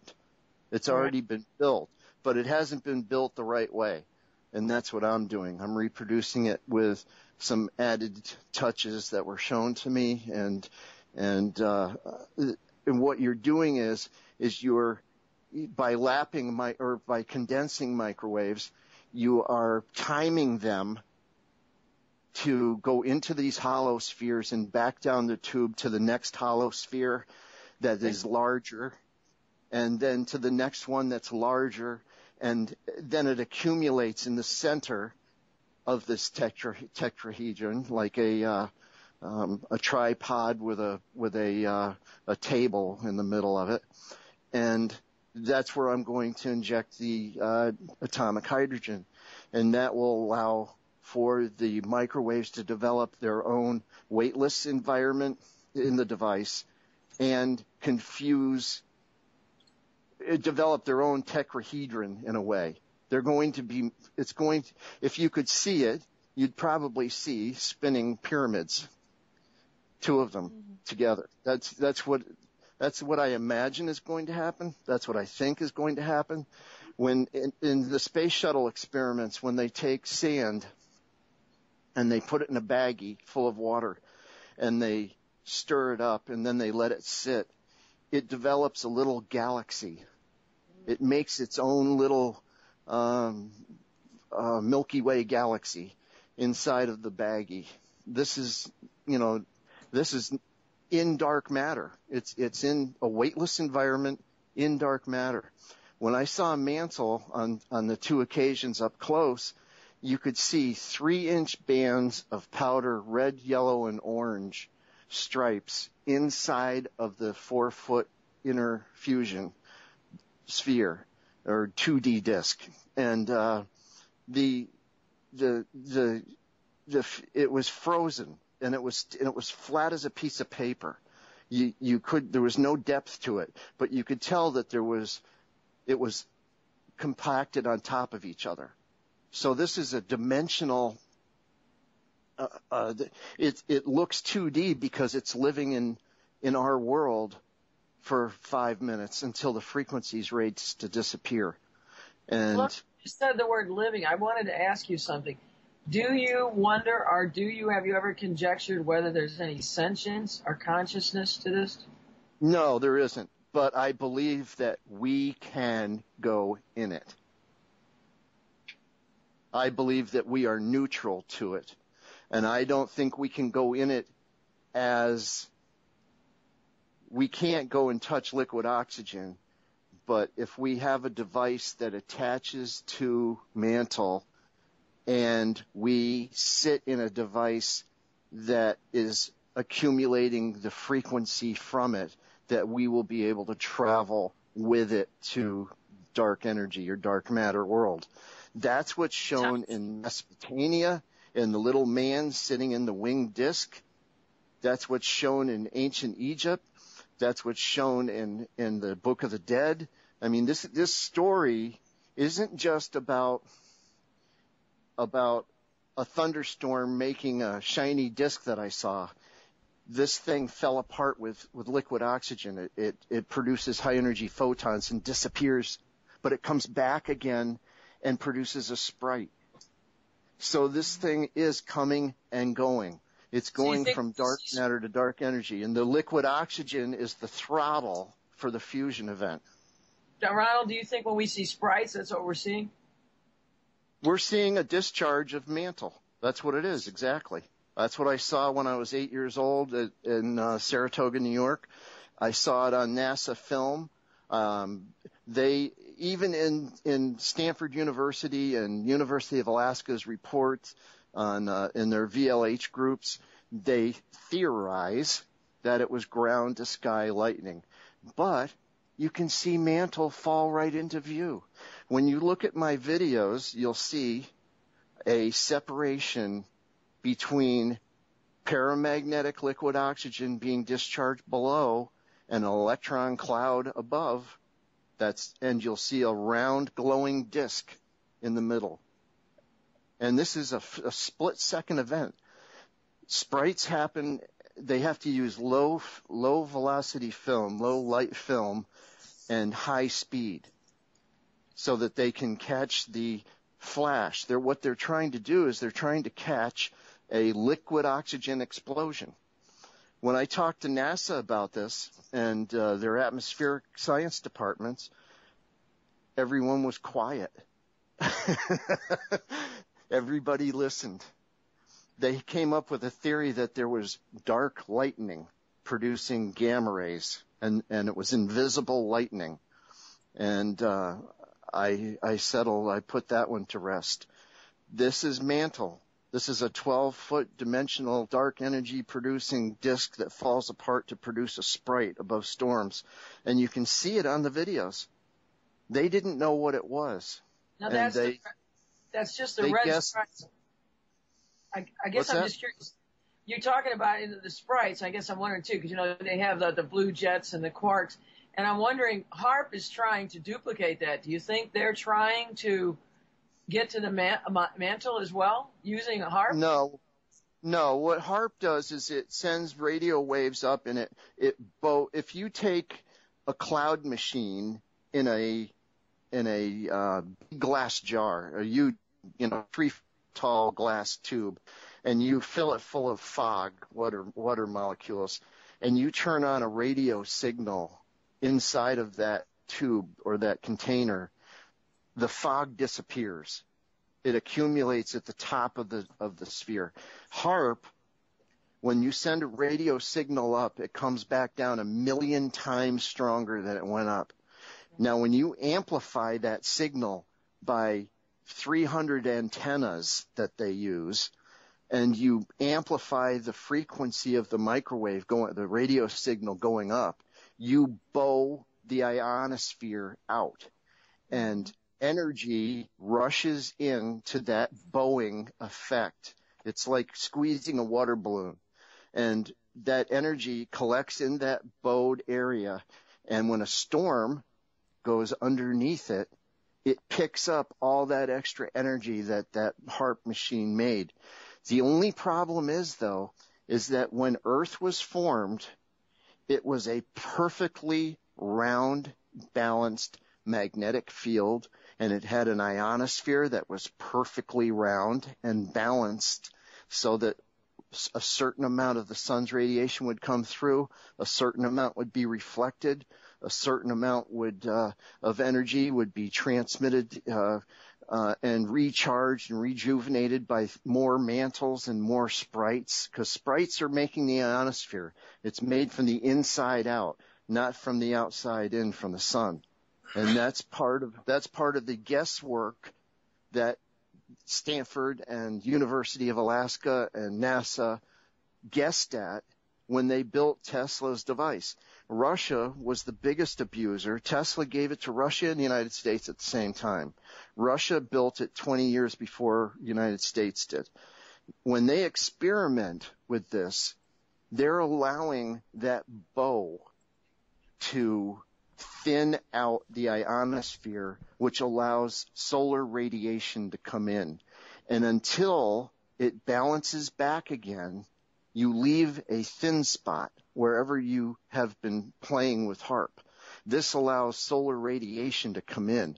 When you use chemtrails, aluminum oxide, boron, to reflect the sun's rays because you fucked up when you used HAARP on the ionosphere, they're admitting it.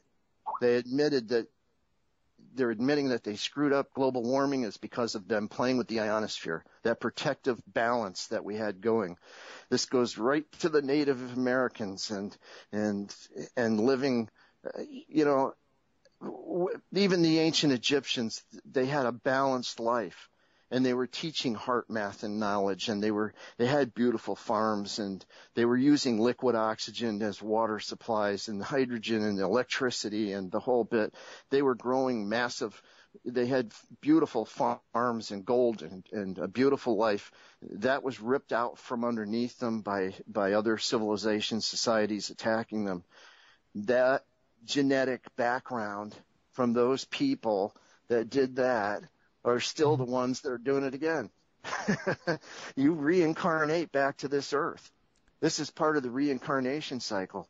But the amount of people that are looking at a peaceful, loving society instead of a war-strewn, oil-burning ego is growing faster than the other side. And the balance, again, goes to numerology and to reincarnation. And, you know, I had visions as a child of being burned at a stake. I didn't know where that came from. That wasn't on TV, wasn't in a book. Later in life, I found out that Marriott means builder of churches for Mary. We were the Knights Templar. We started the Knights Templar. We were building churches. Now they're building hotels. You come back again. You come back again. You come back into a new society that has grown since the last time you were here, with a new destiny, a new life. If you come back looking to help mankind, you're working for love, God, and peace and friendship. When you come back to keep your money flow going, you will do anything to secure your destiny again when you reincarnate back again. This is all plain knowledge. It's all written in the books. It's written in the Bible. It's written in the Hindu, every religion in the world. It's all there. I mean, we have little boys coming back that was a fireman at 9/11. He was drawing pictures of a reincarnated life. There's another kid on the web that was a fighter pilot in World War II and was shot down by the Japanese. At 3 years old, he was drawing an aircraft carrier, and he named it. And he found his sister from a previous life who was still alive. He knew her name, her history, her family, the whole bit. This you've got to take into consideration. You've got to look at hundreds of stories like that. Absolutely. Yeah, you have to look at at life as a all-encompassing. You have to realize that these stories in the Bible are true. Some of them, I mean, they were changed by, Jesus was a virgin and all that bullshit, and Mary was a prostitute. Yeah, right. Get real. But when you add in all these other factors and you realize who you really are, you are a soul force. You are reincarnated back to this earth. This is your home. This is your life, your planet. When somebody attacks that and changes it in a bad way and controls and manipulates the world, it hurts everything. It ruins love. And they always fail. The Roman Empire failed, Nazi failed, communism failed. Everything fails when you do that. It never holds. Now, when you take mantle and it's producing high energy photons or dark energy or the ether or 0 point energy, when you take into consideration that we're all connected to that, we are all neutral to it, and we use it. We use it in telepathy. We use it to manifest our lives with beliefs and emotions and a heart math. We use all of that in dark energy world to make our matrix. We build our lives on belief systems. You can believe somebody out of a serious car accident so that they walk away. You can believe that to happen. It's miracles, it's called, whatever you want. There's directions for it. But when the solar flares and deep space radiation hit Earth, they're going to change mantle's carbon level or oxygen level and raise its frequency so that the fusion, which is already stronger than those other things, doesn't get changed, but the level of carbon or light gets elevated. This is awakening the society or the universe. This is Absolutely. So it's changing the photon level that we attach to.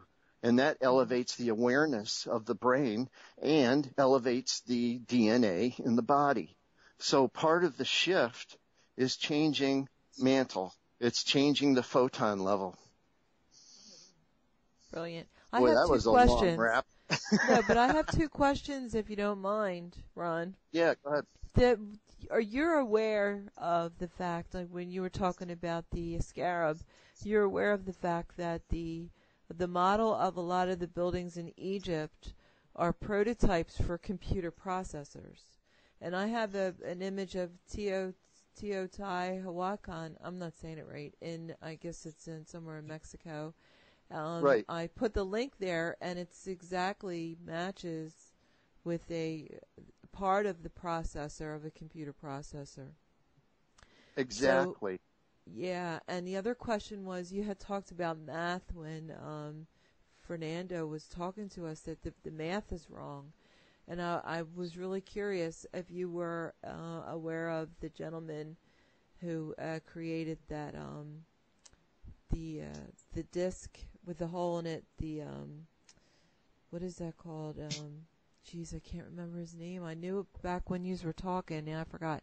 But anyway, what would be the math that you would recommend, or that we have to create to understand? Well, this? I need to develop a ghost math. This has to be, they're trying to at CERN they bought an iron mine, and they're trying to trap the Higgs boson. They're trying to trap the Aether photon that Mantle makes. I thought they did that already. No, they're trying to. And what they did is they thought they found the Higgs boson in a collision when they smashed hydrogen together. That's what they thought they found. Right. You can't produce something that is made another way. If it's a nuclear flashlight, if it's Mantle producing high energy photons, you can't, and that photon is made at a certain energy level, which is accelerated. It's higher than gamma rays. If you can't find it inside an atom. You can't find the Higgs boson inside a smashed hydrogen atom. You're going to find bits and pieces of the hydrogen atom, and that's it. When you take anti-hydrogen and you mix it together with other molecules of anti-hydrogen, you become anti-hydrogen fusion, and that develops into Mantle. And that's how you get the Higgs boson or the Tesla boson. Okay, are you familiar with Marco Rodin? He created the, oh, yeah. Okay, so he created a math that's vortex mathematics. Okay, so that's different.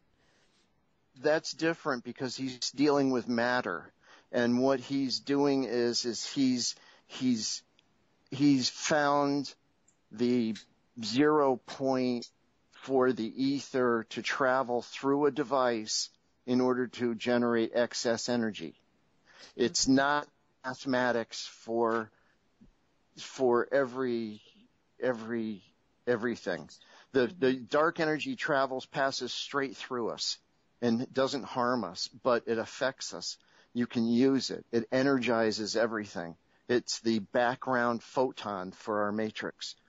And everything is in the universe is affected by dark energy and dark matter. That's what provides the expansion for the universe. Okay. The Rodin coil, his mathematics is right for his device and how matter is accumulated and used in a vortex situation. I've got another friend, Daniel Nunes, who's doing that. He's building coils, and generating excess energy with them. But I need a mathematics that is not, see, when quantum physics, they try to use geometry and trig to go in calculus to find a point around matter.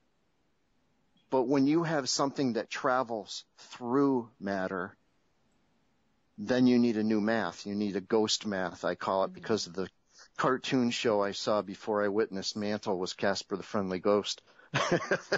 So I'm calling I'm calling it ghost math. Cool. So I need ghost math in order to do this. Now, when you have a line for mass, you have a speed limit that Einstein set. And that's exactly what that is for mass. You matter. You can't go faster than the speed of light. Otherwise, you'll either burn up and lose photons, or you will you will be plowing snow in the ether.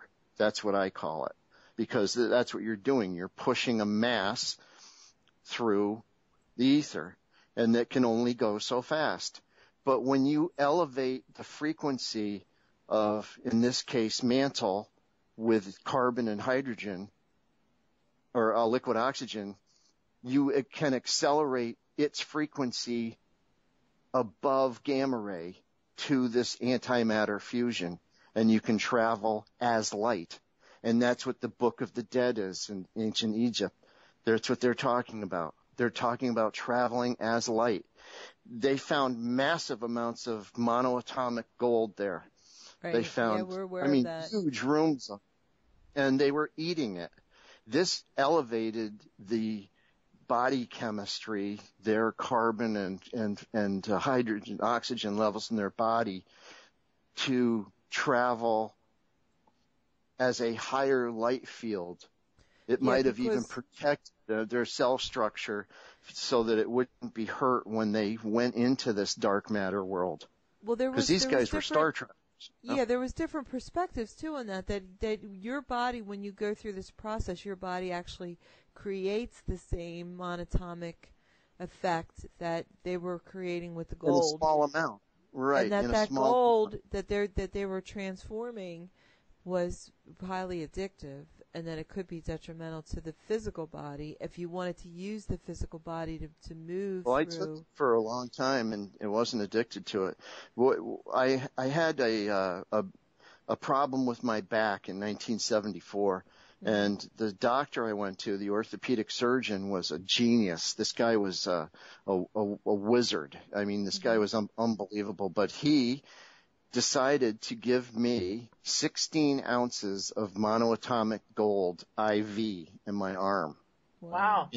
In order to, he found that I had one leg that was half an inch shorter than the other, and it was causing my back to hurt. Right. He knew that monoatomic gold elevates the DNA tab. I forgot the name of it. There's a part of the DNA structure that wears off as you get older so that you age. But this monoatomic gold attaches to that and grows the DNA longer. And he grew my leg a half an inch longer. Amazing. But I wasn't addicted to this, but I'll tell you, I felt like I had smoked an ounce of pot and taken a hit of speed at the same time for about 3 weeks. Wow. From one shot. I was wired and elevated in every way. But the crash that happened after that was depressing.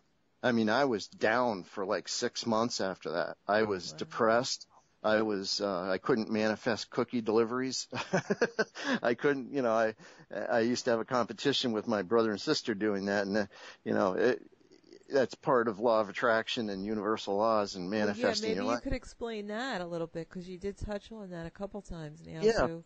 Well, your belief systems develop your world. If you believe a vision in your life, it's going to happen. If you believe it. Yeah. And that's what Jesus was telling us about miracles. If you believe something to be. In the burning bush in the Bible, God says, I will be what I will to be. That's right. And it wasn't, I am what I don't know. There was that I am. I am that I am. It's not that. The original words were, I will be what I will to be. That means he believes what he is going to be. And when I believed that this man was going to show up at our door with a green shirt, short sleeve shirt, in the rain, with my favorite chocolate chip cookies, without my sister's black-eyed Susan cookies.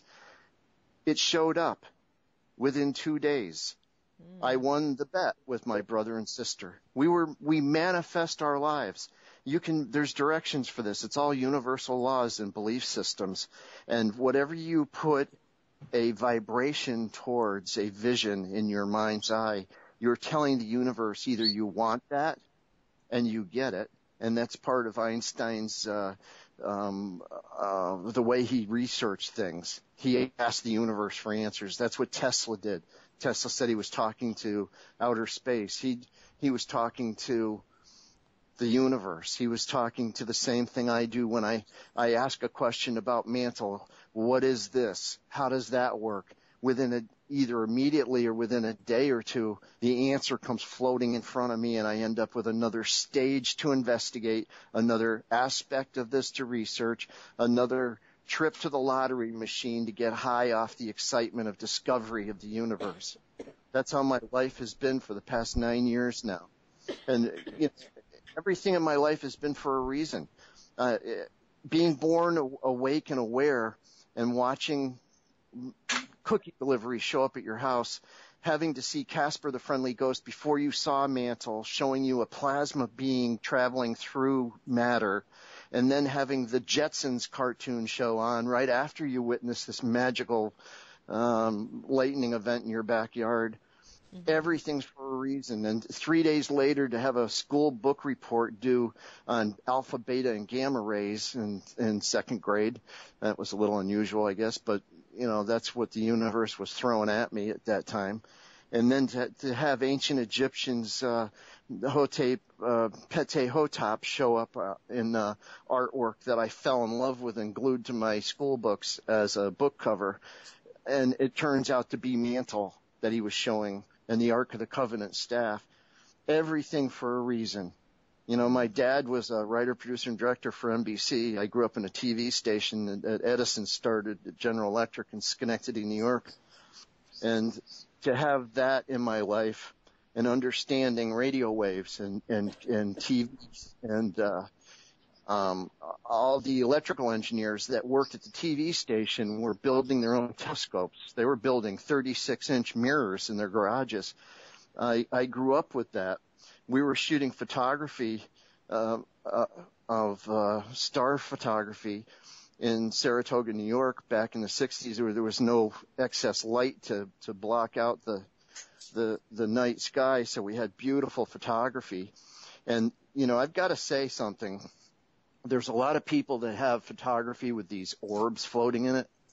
Mm-hmm. It's dust particles collecting moisture.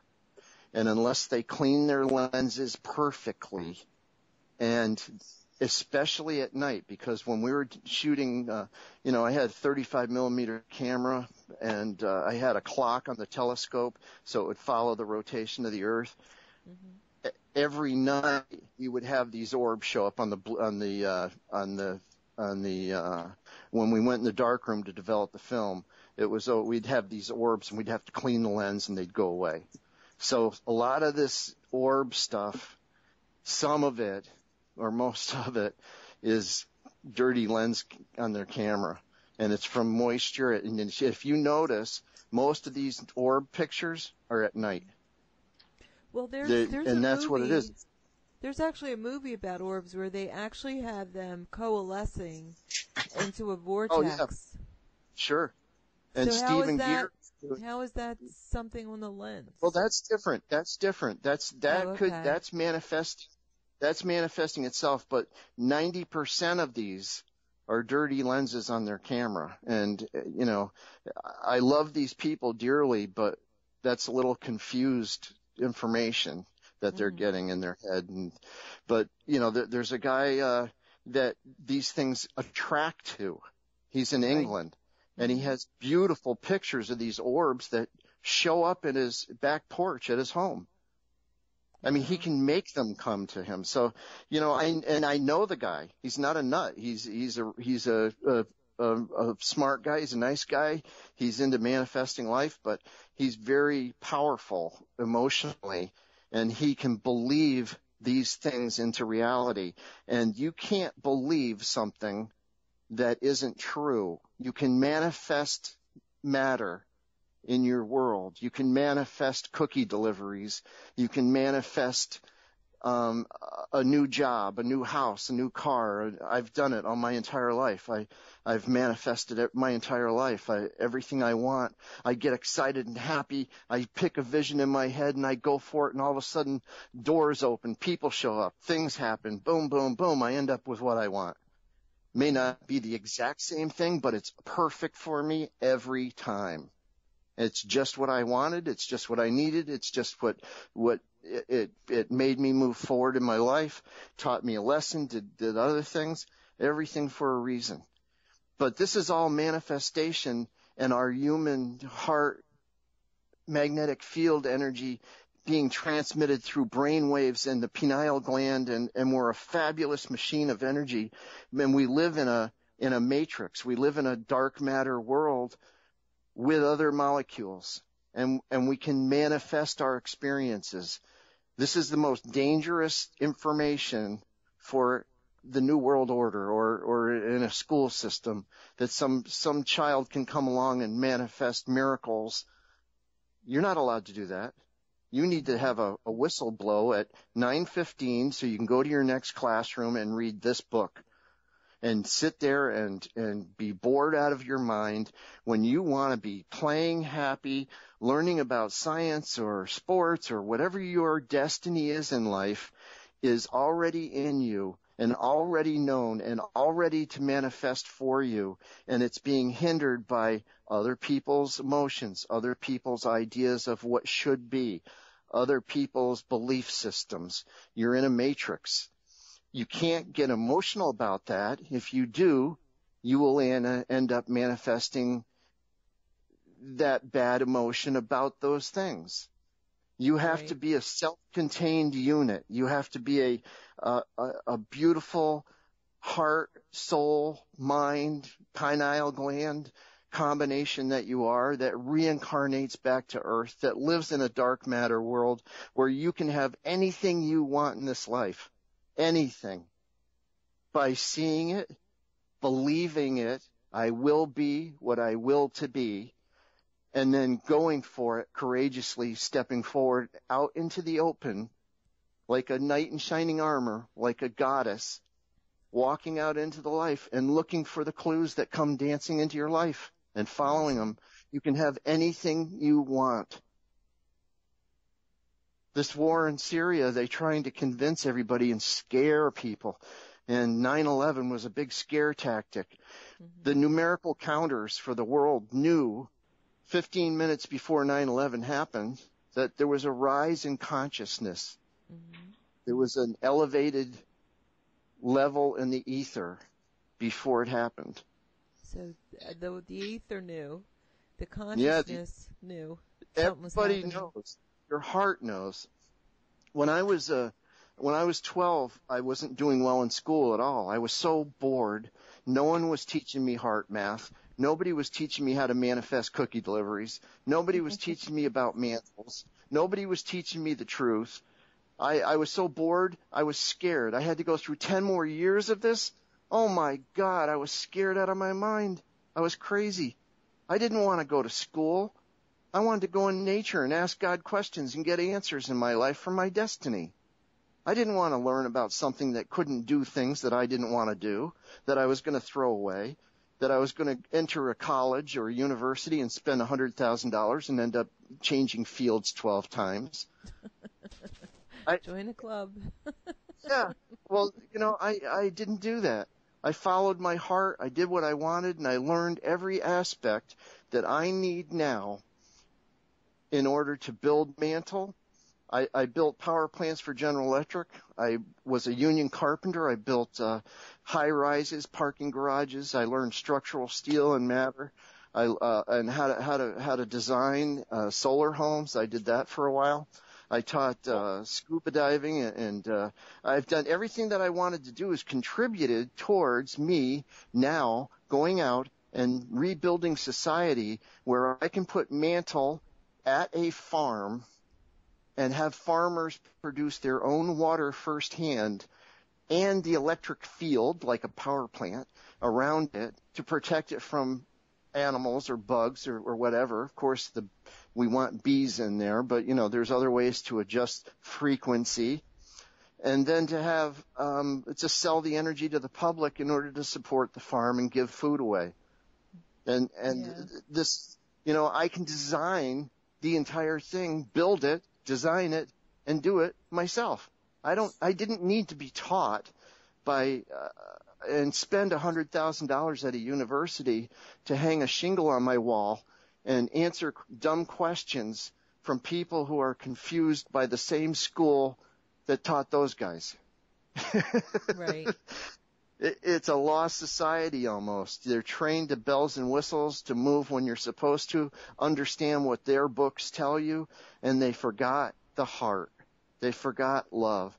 And you end up with a blind army of people, a sheeple society that's easily controlled and manipulated with fluoride in their water to keep them calm, and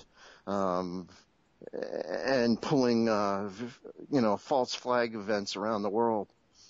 This is, when I had visions of that Knight Templar life that I had, and I remembered certain things of it. And this all goes back to hydrogen memory and Dr. Emoto. What's his name? Emoto. Dr. Emoto and hydrogen memory and DNA that's programmed from generation to generation. That's why every generation gets better than the one it was in. It's usually every other one, it seems like, but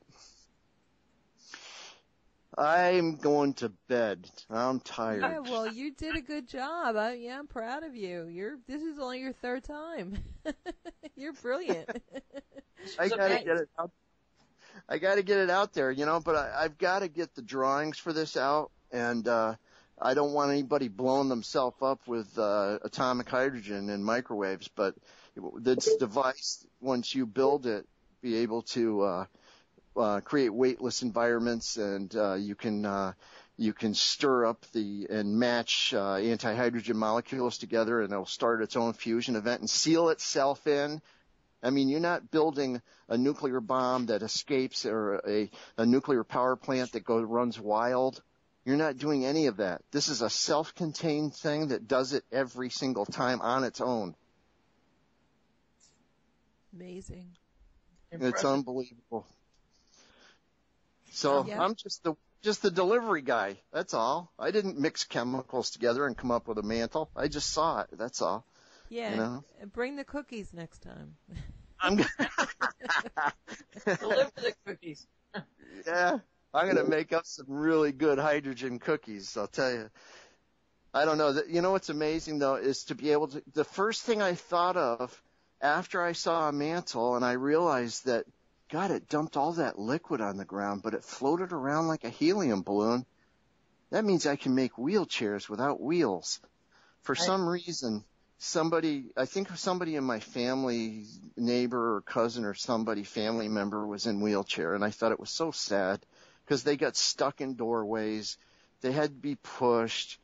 They were angry because they were stuck in a wheelchair. They had no life. And it was all because of an accident or somebody's carelessness or a genetic thing. And I thought the first thing I thought about was that. And then after that, it was how the air was made and where that fog went that was made by liquid oxygen discharge and what that red cloud was of energy that didn't, it was like a fireworks display, but it didn't burn out. It spread out. It got huge. It went from a fireworks out of mantle to a red cloud of energy 5 miles long, a mile wide that disappeared into the storm clouds. Wow. I saw a sprite at ground level is what I saw. And I didn't know what it was. But to have the universe telling me in second grade class to do a book report on alpha, beta, and gamma rays, and having Casper the Friendly Ghost and the Jetson cartoon shows on as advertisements for the show I witnessed. That's what it was like. It was like a real life a movie. Here, I'm sitting down watching Casper the Friendly Ghost back in the late 50s, and then the curtains start blowing, massive wind, 40-mile-an-hour straight line winds. The storm is rolling through the Hudson River Valley, the Mohawk River Valley in upstate New York. It trips over some magnetic field lines in the aquifers and dumps out 6 mantles in the backyard. Wow. My dad, NBC writer, producer, and director, who was an IQ of 180 and was NYU graduate and the whole bit, saw them with me. Wow. So it's Your dad's still around? No, he passed away, but 2 weeks before I saw them, I said to my dad, do you think people are born knowing things? Because I was having all these visions and dreams, and I didn't know where they were coming from and what they were, and then I saw a mantle, and I was in my pajamas, and I was, it was early in the morning, and I was supposed to be getting ready for a production shoot for a commercial at the TV station, and I was watching thunderstorms. And Casper the Friendly Ghost, I shouldn't have been. I should have been getting dressed to go with him.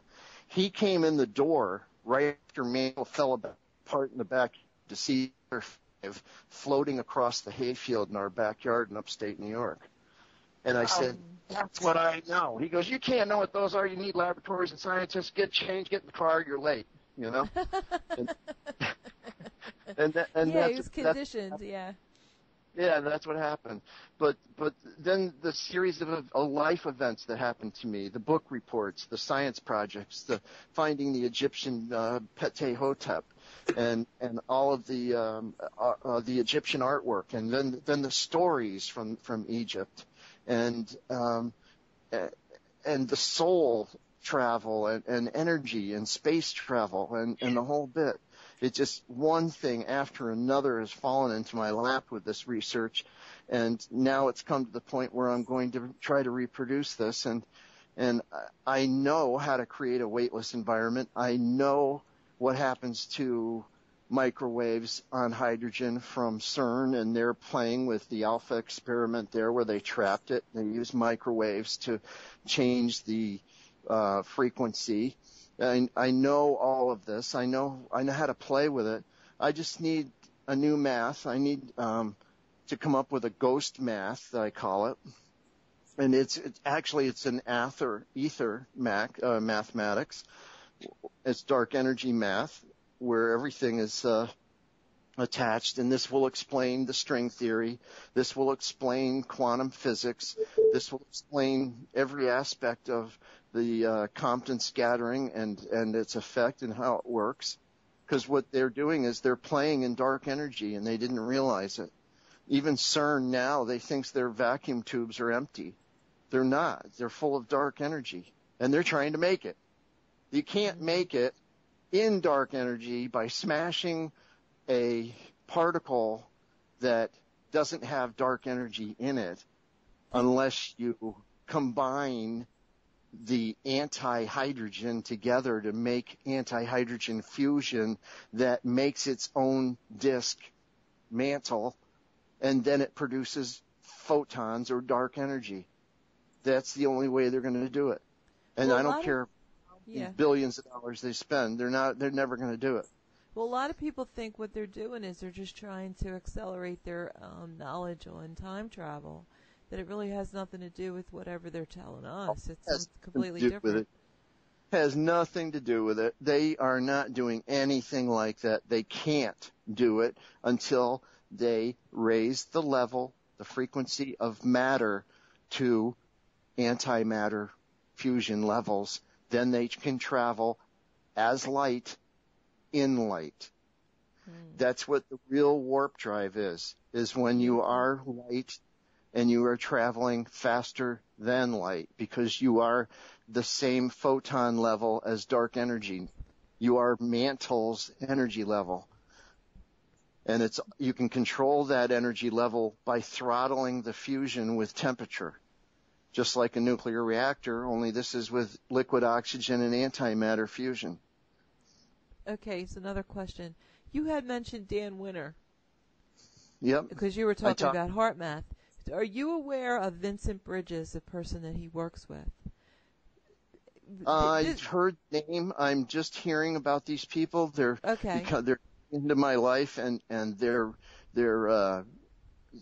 very knowledgeable people about how to manifest energy in the matrix and how matter works. But when I take them and they go into dark matter world with mantle, they're going to see they're going to understand another aspect of this. But I need these people in my life to organize my thoughts, to bring my technology to the world, and understood this is the missing link between between man, metaphysics, and the dimensional world. Yes, the only reason why I'm mentioning that is because Carolyn had asked you if you thought that the sprites or the mantle was alive, and you had said no. And one of the premises that Vincent Bridges tried to bring up, because he was talking about John Dee. I don't know if you're familiar with the magical aspects of the political system, but anyway, to cut it short, he says that an angel is not what we think, the beautiful with the wings. It's really the size of a nebula, or it could be the size of a gigantic storm that we see. And in essence, I'm wondering the flash of a sprite, electrical storm, whatever. These entities, the bodies of the planets and the solar system, and all these things that we see out in space, and everything, as you said, is alive. So why wouldn't you think that the sprites and the mantle and all this? Because mantle is a physical particle. It's like dumping a fizzy in a glass of water and it bubbles up. It's like mixing chocolate and milk. You get chocolate milk. If you mix antimatter, enough of it together, it starts its own fusion process. Now, though, and this is important to this, what you just said, is can we travel in mantle? Are we part of the reincarnation system with mantle? Yes, I believe we are. I believe this is how we travel. There's a new investigation by NASA using the magnetic field lines, and where they break off, they're calling them portals.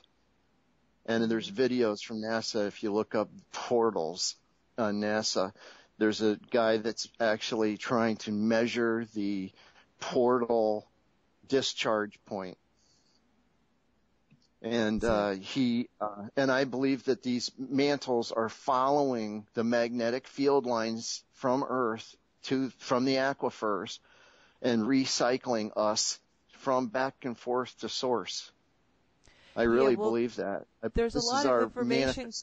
There's a lot of information coming out about not just the ley lines on Earth, but also that there's the poles. There's actual, I don't know what you want to call them, but there's an extension like a ley line, like a portal or a. It's a magnetic field line that goes off of Earth and it flows. All the planets, and when they turn, that they touch each other and they do something with the energy.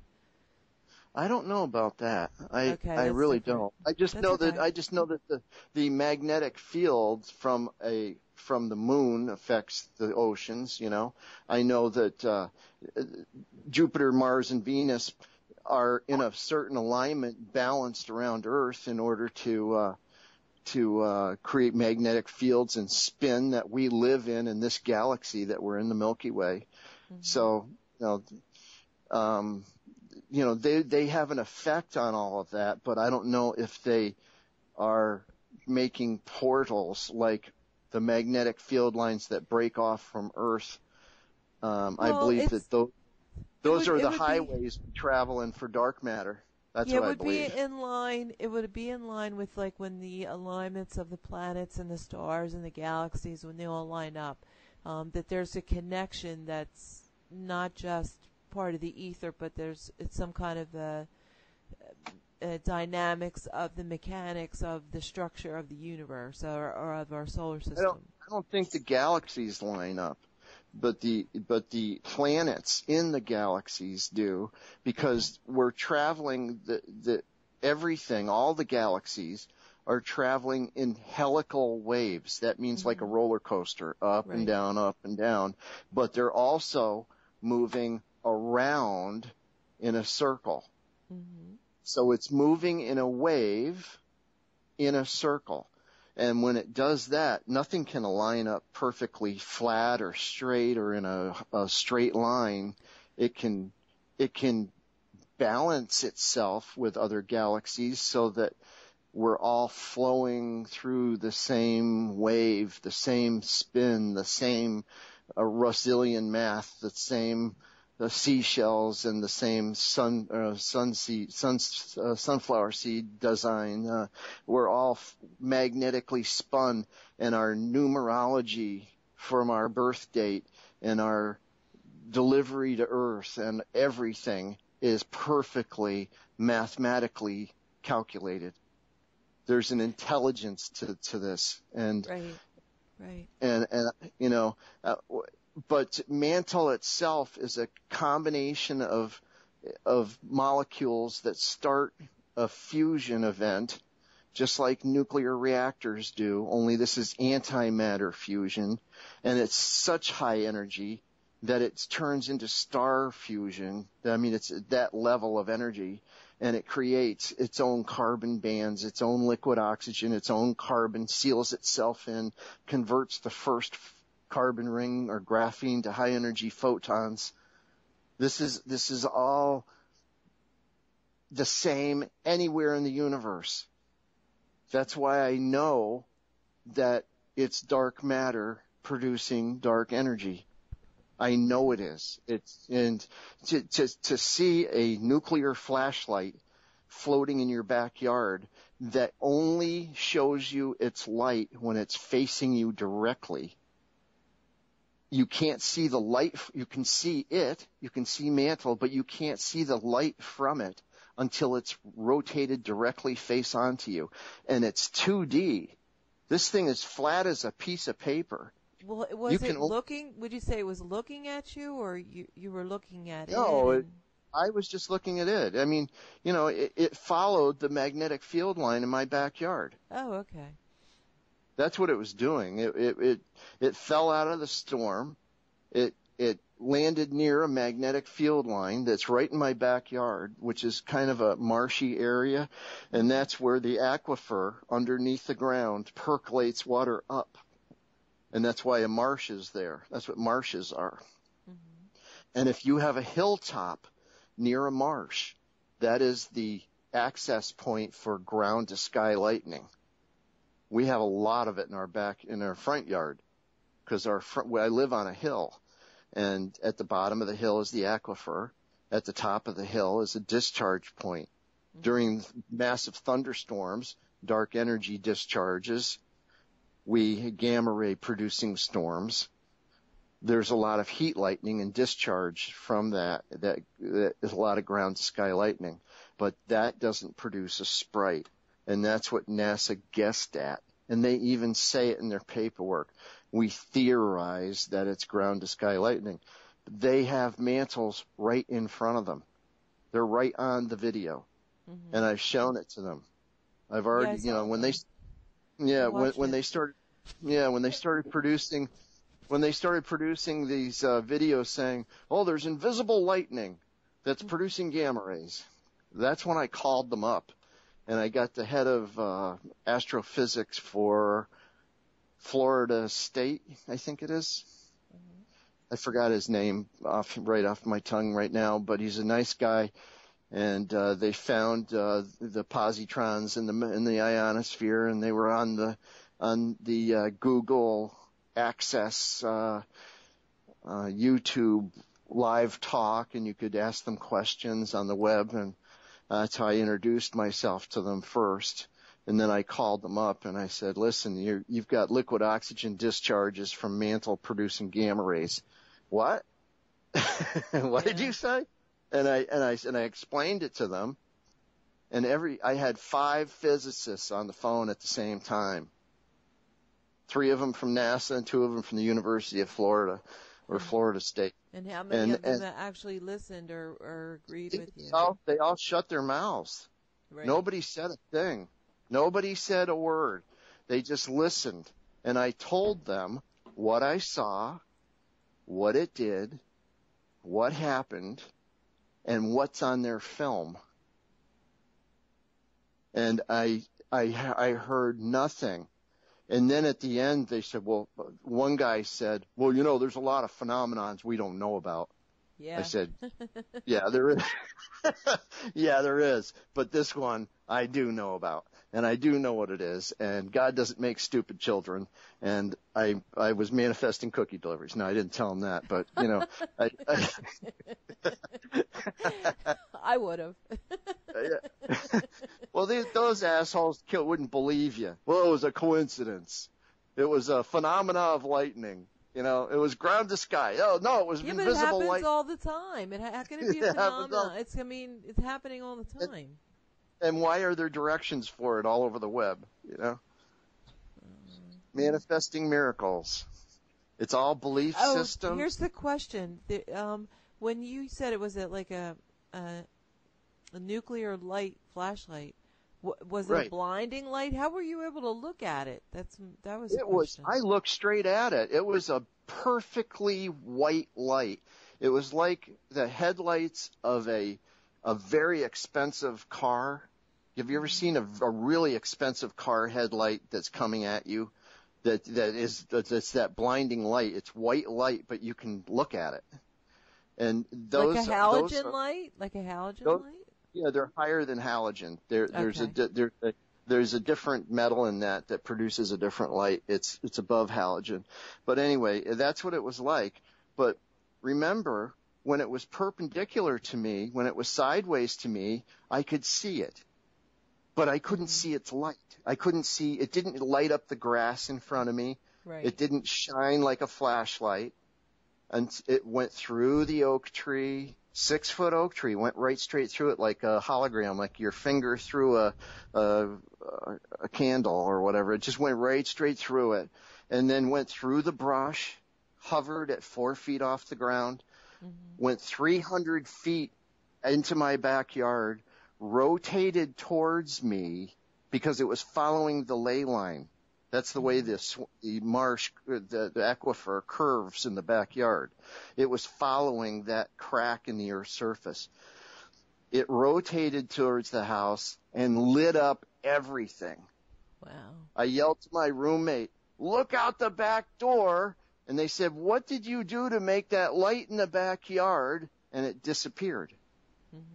It's the same object I saw when I was 8 years old, and the liquid oxygen fell out of it and on the ground, and it produced that cloud of red, and then it, I saw a sprite at ground level.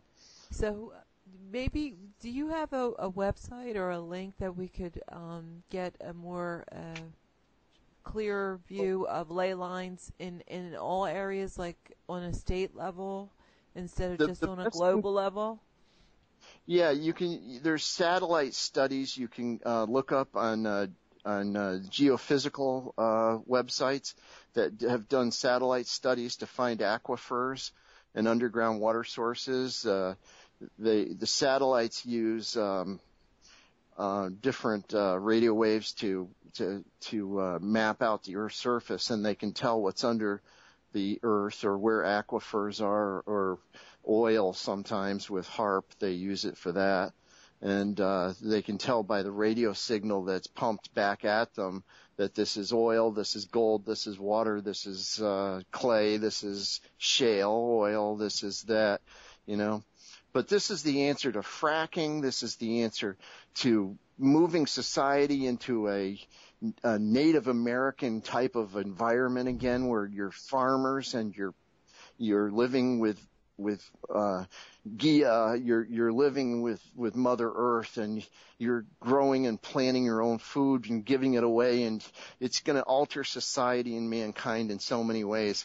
But it's also going to allow us to build a new atmosphere on another planet.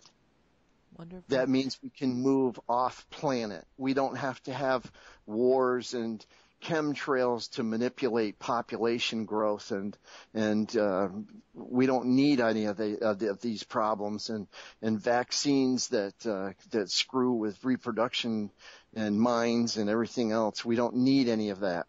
We can move to another planet, probably Mars. Okay, Caroline has a question for you. What's I was that? going to say, before you leave, now I don't want to change the subject, but you started touching on, this is probably a good hour ago, about the 369. I wanted your take on Tesla's passion with that, because we touched on it a little bit, but that is something that a lot of people have been asking on Facebook questions about too, and I'd love to hear your take on it. 369 is the tetrahedron. It's the pyramid. It's the 3 points of the tetrahedron. And when I'm going to build this mantle device, I'm using 369 in the dimensions of the spheres that multiply and accumulate the microwaves. I'm using Tesla's 369s, and the timing of it is always the same.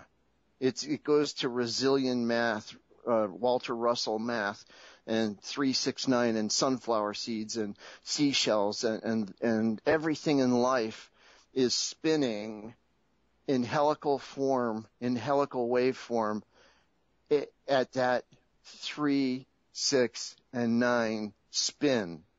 It's a spin rate. It's natural to everything in the universe.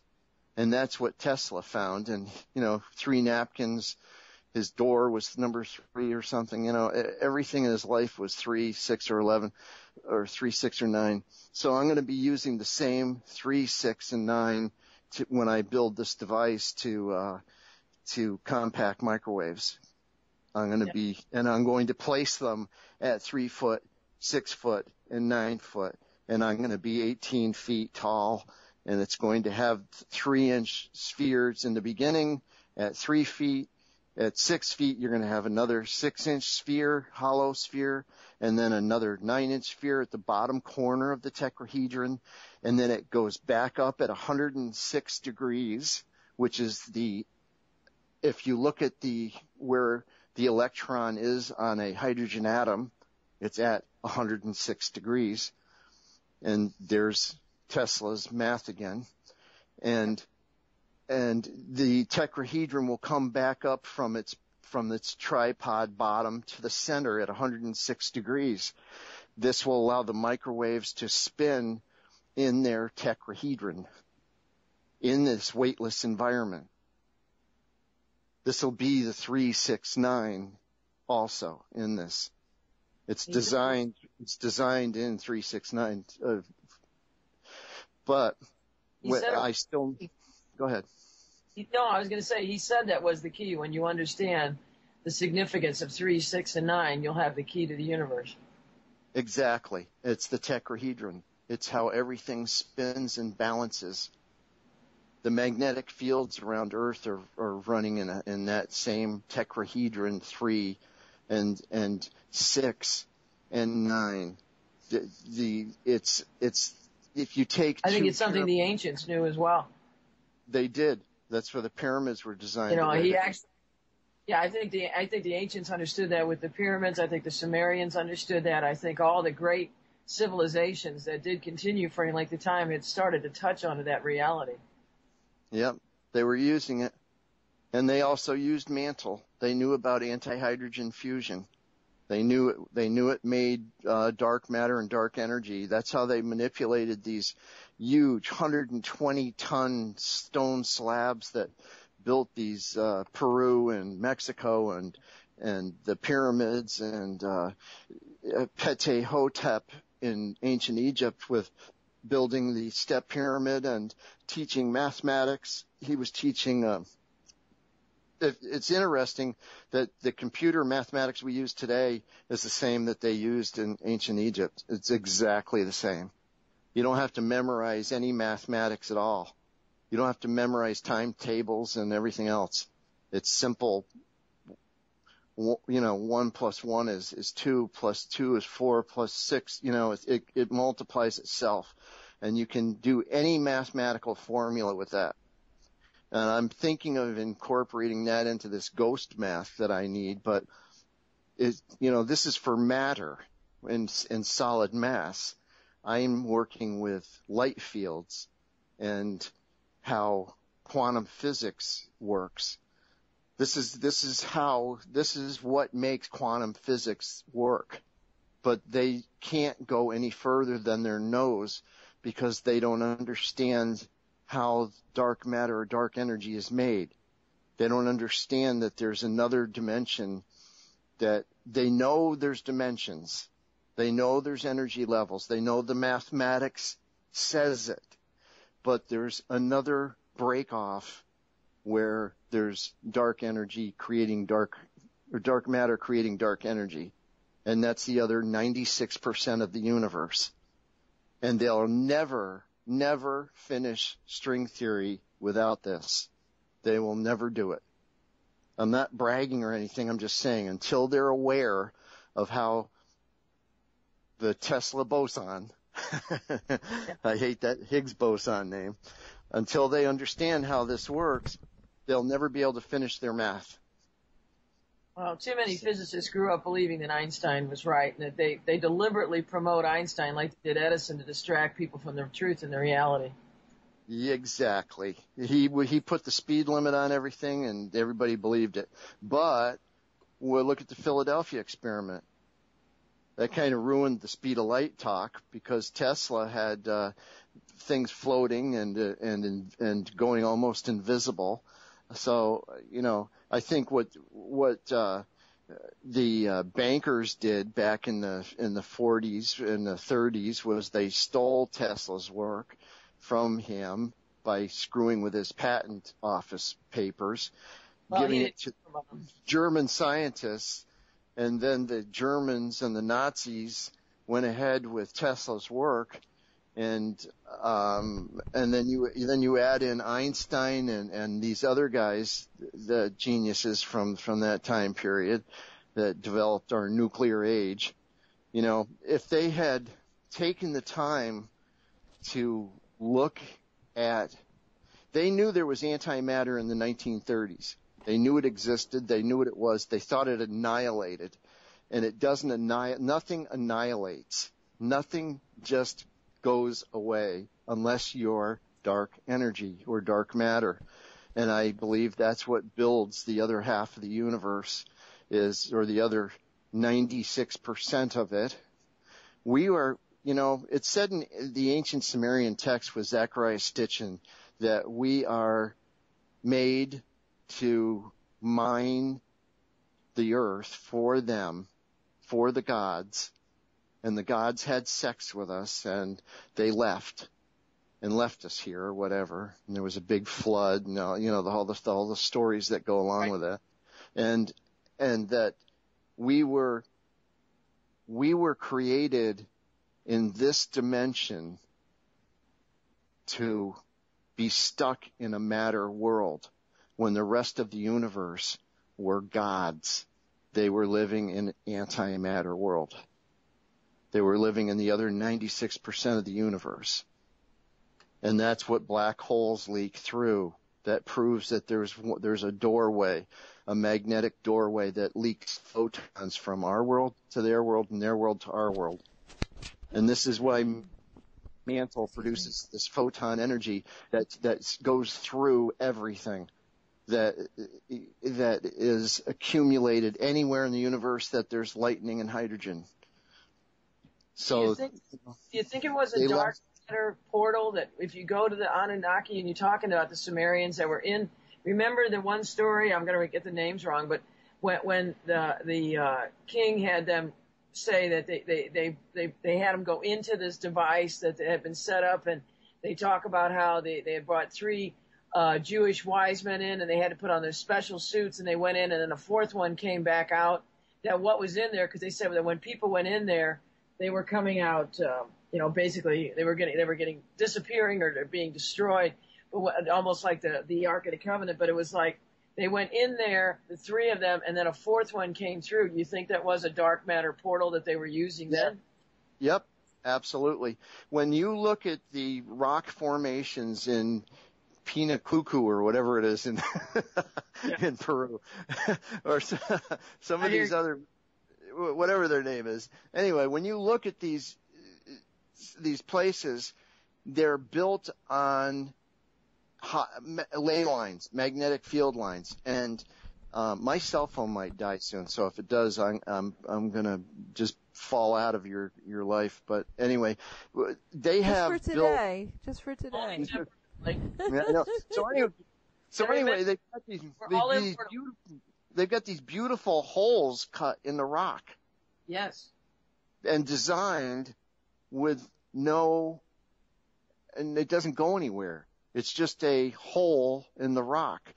But if you notice what rock they are, they're high value quartz or they're granite or pink granite, and that has high piezoelectric qualities. And if you take antimatter fusion and attach it to granite, you turn it to a light field. You levitate the rock if it's not attached to the ground. If you change it to a light field. They had stories on about Area 51 where somebody walked into this little doorway that was like a hole in the air. And when they walked into this doorway, there was a huge ship inside with computers and machines and everything else, but you couldn't see it from the outside. Mm-hmm. They were using antimatter and light fields and dark matter surrounding a vehicle in another dimension. And you walk into this doorway. So when you talk about that Sumerian story where the guys were walking in and out of doorways, that's very possible.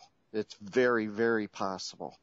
Does this tie in with the Nazis doing the Bell experiments? I don't think so. I think the Bell was anti-gravity, and I don't think that they raised. I'm sure Tesla played with hydrogen. I'm positive he did. I don't know if they created antimatter fusion themselves, not even knowing about ancient Egypt or the rest of the world. They might have, but I don't think that. I think that they were able to go off planet with it, and they might have developed it even further because John Searle made a UFO that was in the newspapers in 1942 or 40 or whatever it was. That's true. He's got a spaceship that escaped from him that's floating around the ionosphere someplace. Ah, that's true. I forgot about that. That's true. I forgot that it's still up there. What about, do you think they moved any of that experimentation down to Swaziland and Antarctica? You remember how Project High Jump that, we had Admiral Byrd go down there and he came back with his tail between his Yeah, I heard about that. I don't know about all that, because some of these are rumors, some are stories. Some of it was a government cover up for these rich people putting together their own space programs, that were hidden from us. So anything is possible, but if they have the technology to blink out of our reality, then they're using either anti-hydrogen fusion to elevate the mass to a light frequency, or they're using a mirror device to reflect the dark energy to hide the ship. But, I don't know about the bell and all that stuff. I know that they experimented with it, and all the big money back then was in Europe. And if you took Tesla's discoveries from the patent office in the United States and brought them to Germany and backed it with all that money and all the propaganda from the Nazis and everything, all the hidden stuff that they did, anything's possible. I mean, it's been 60 years since that happened, 70 years now. Yeah, I mean, you have Tesla having cities in the sky. You talked about floating cities. He had his own dirigible, so obviously he worked with hydrogen and helium. And he had a cell phone in 1904. I've had it up in my photo album showing people that, he had all his own Wi-Fi. And of course, you've seen his automaton that was a 6-foot boat that ran on, Wi-Fi that actually listened to voice commands. I know. My grandpa told me about that. And in the car he had, that he drove from New York to Buffalo and back like a bumper car. It had a huge antenna on the back of it, and he had a shoe box that was full of vacuum tubes and something else that found the frequency of the ether, and it had to do with vibration and frequency and waves, and that's what he was working on. It was a 1939 Pace Arrow. And I know that story's true. It's not a made up story, because the nephew told the story in 1960. This story that I heard from my grandfather was in the 50s. So that was before the cousin started that rumor. Well, I was going to say, I wish we could download every memory that you have of what your grandfather said. I mean, it's just amazing. To have met Tesla himself would have been just one of my dreams. Yeah, I guess he was a friendly guy. He was just really quiet and to himself, but he was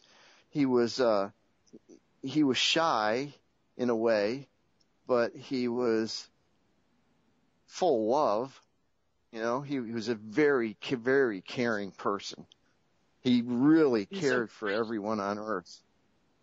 He really did, and that's why he dedicated his life to freeing society, and that's why the bankers, if you couldn't put $1 of price tag on a volt of energy you sold, then you couldn't use it, So they made fun of him for even being kind to pigeons, because that was how we do things, but they weren't heartless people.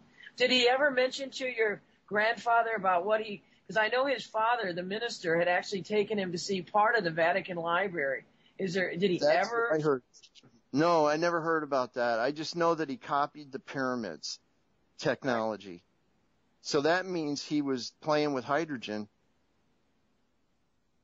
That means that he knew about hydrogen generation from the pyramids. He knew about it. So that means either he created invisibility, dark matter, with hydrogen fusion, or he made cold fusion, or he did something similar to that. But I know that mantle is higher than gamma rays. And to have that much energy discharge as a sprite, I don't think they had that technology yet. I really don't. I don't think they do.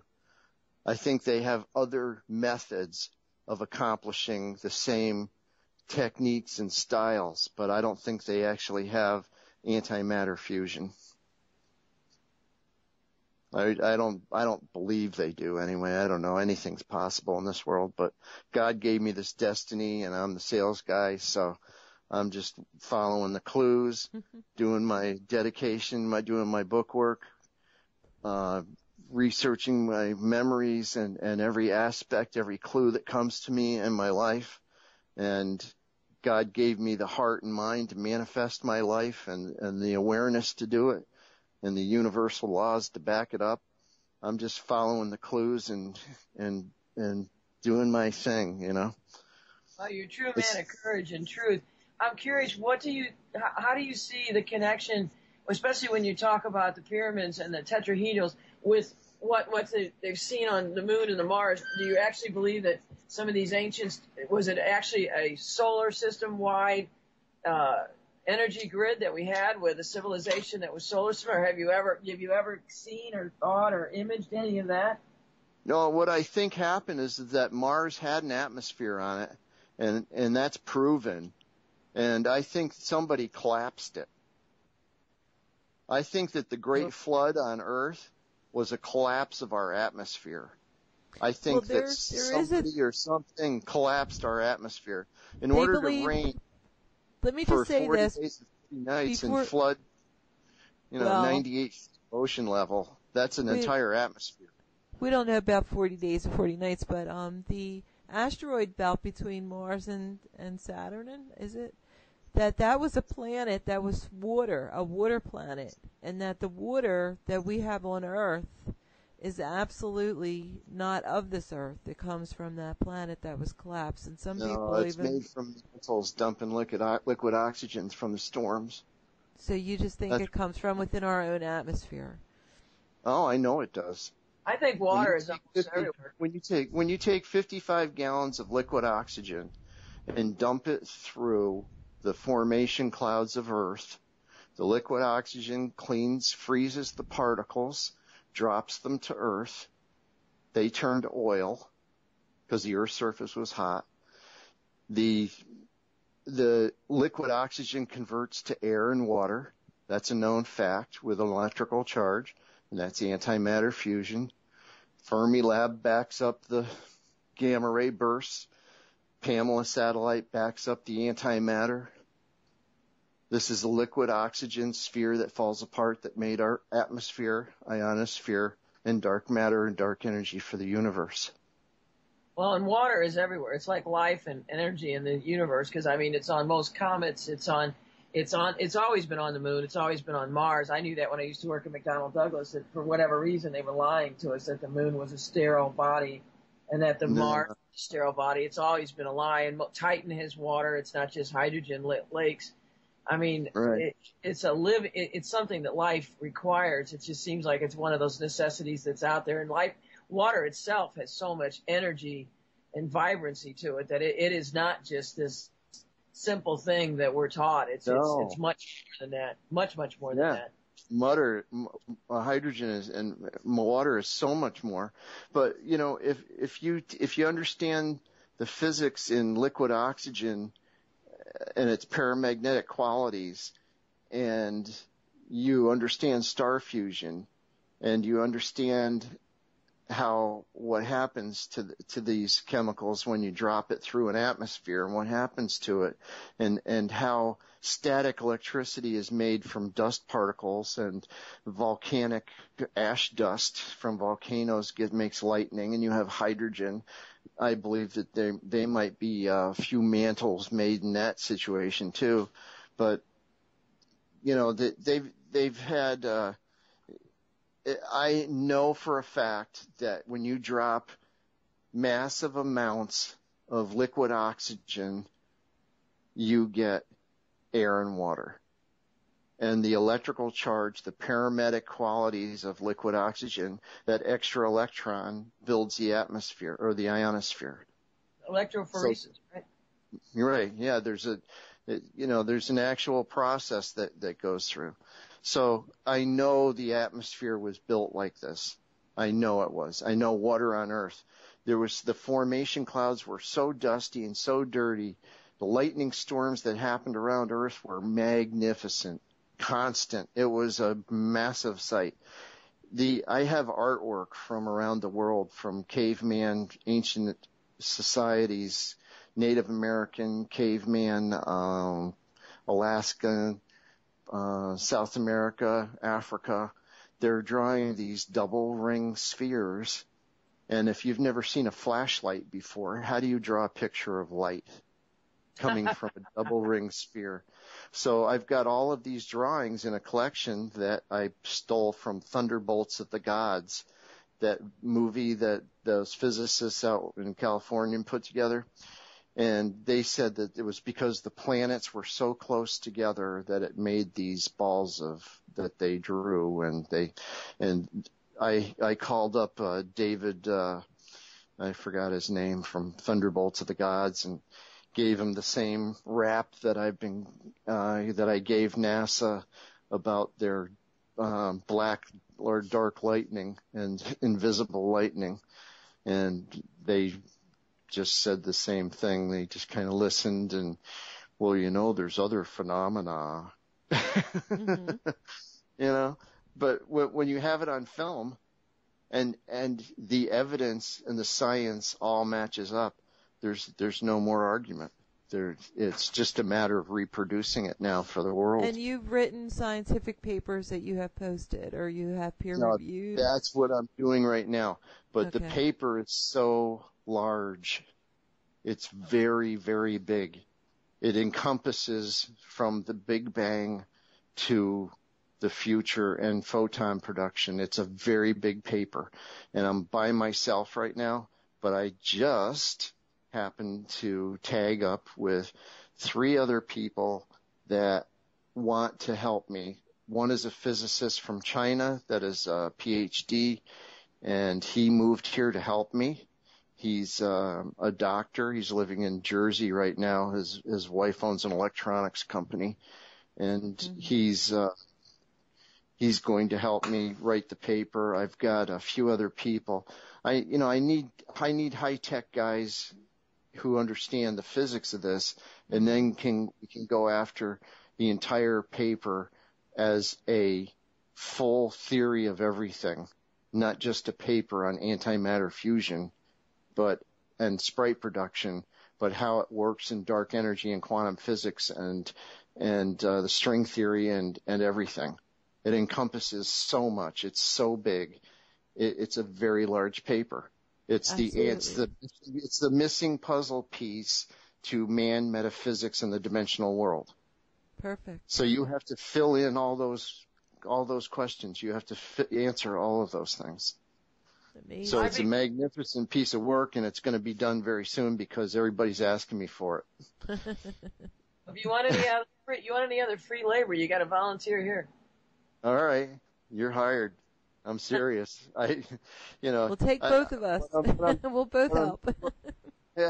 What I'm doing now is I'm getting financed, and when I prove this further and my paper's done, I'm going to set into play the $52 million business plan that I have set to buy Tesla at Wardenclyffe that I was going to do, and to trigger the snowball of Mantle Dynamics Corporation and become a antimatter inventor, power supplies, anti-gravity, all of the space stuff that everybody wants to see happen is going to fall into place. I have farmers producing water for themselves for farms, selling energy, cleaning the earth. I mean, you can levitate a dump in Bangladesh and clean the place in a few weeks. That's what's going to happen with this. You're going to elevate the population, but you have to pay for that to other people in another way, and that would be building an atmosphere on another planet. Because right now, society's trapped in a conventional repeat of oil wars, failed economies, power structures that dominate. It's completely antisocial. Yes, absolutely. Well, Ronald, we've kept you way past your bedtime. Yes. Yeah, you were go before. You know what? Can we ask one last question though? Sure, go ahead. What stopped your project at Wardenclyffe? The Tesla Science Foundation bought it 3 days before I could put the down payment on it. So it was basically just you got basically a bid. I got bid out before I could do it because I had backing to finance it. It's 14 acres of land, and it was only 1.7 million. And on Long Island, that's a steal. Well, and what's bad too is, no offense to the museum, it's going to be more of just a static thing. It's not going to be, it's not going to be something where you can actually do something now with that. That is such a prime location for, I was going to build the conference center. I was going to build a conference center, a hotel, a restaurant. I was going to rebuild the tower and the museum and then add mantles to it. So it was going to be a whole, it was 50, yeah, 52. I was going to consider being a whole museum. Yeah, well, right now they're trying to raise money to remodel and to do it. They bought the place, but now they have to. It'll sit idle now.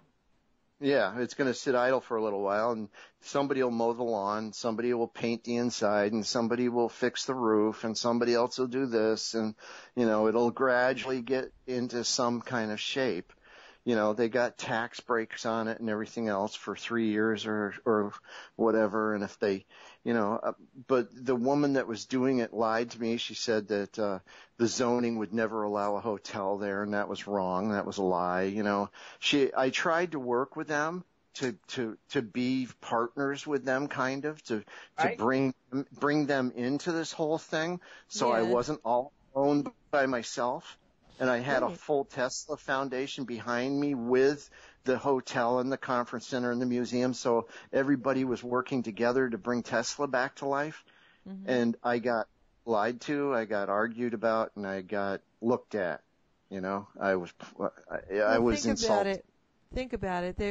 There's darker energies going on, and well, there was just a lot of that was personal egos of the people that were working on the project, and they were worried about a major corporation coming in and stealing the museum and making it into a Dairy Queen ice cream place, and it would never be what they wanted it to be, and they treated me like I was stealing their dreams, and I was after the exact same thing. But what are they doing with it? They're not. It's static, trying to raise isn't more money they're trying to raise more money to remodel and get it going. But they have a lot of people. They have the actual manpower to do it. I think they're just trying to raise money now, which is good. That's great. I'm going to support them totally every way I can. I just wish it was going to be a museum. I wish it was going to be an active laboratory, a research facility, if you know what I'm saying. That would be more of an honor to Tesla. Well, they can't really, they can do some of that there, but I don't think they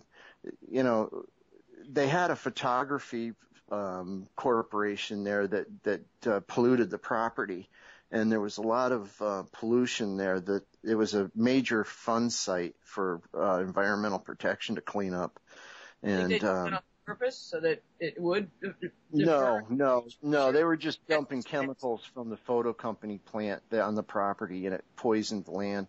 Plus you had the chromium left over from when they tore down the tower still from Tesla's day.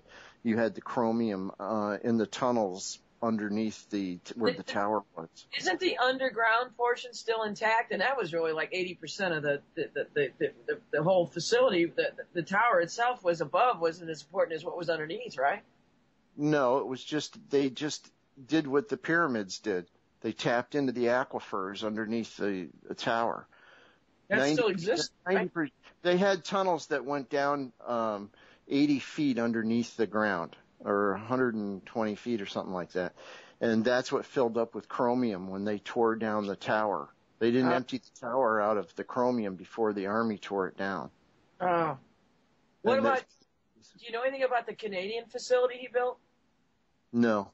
Have no idea about that. Supposedly outside of Ontario. What, you mean the Niagara Falls? No, supposedly outside of Ontario, that one of his assistants that actually Tesla feared that, knowing what was going on, because, he'd had several labs destroyed, and they tried to kill him several times. He was run over a couple times. He had car accidents, people hitting him on the street. That there is actually a facility, and I'll have to look it up. I'll send it to you on Facebook. There is a facility. One of the guys who used to work with him, that Tesla had started moving some of the stuff that he had out in Colorado Springs to a facility in Canada, and I want to say it was outside of Ontario. I don't know. I never heard of that. Well, if I dig it up, I'll let you know, because I've got a couple connections. It could be, because when he built Niagara Falls, he was on the Canadian side. Ah. So he had connections to Canada through that, but he was on both sides of the falls. He had a power station on the Canadian side, but he had the generators.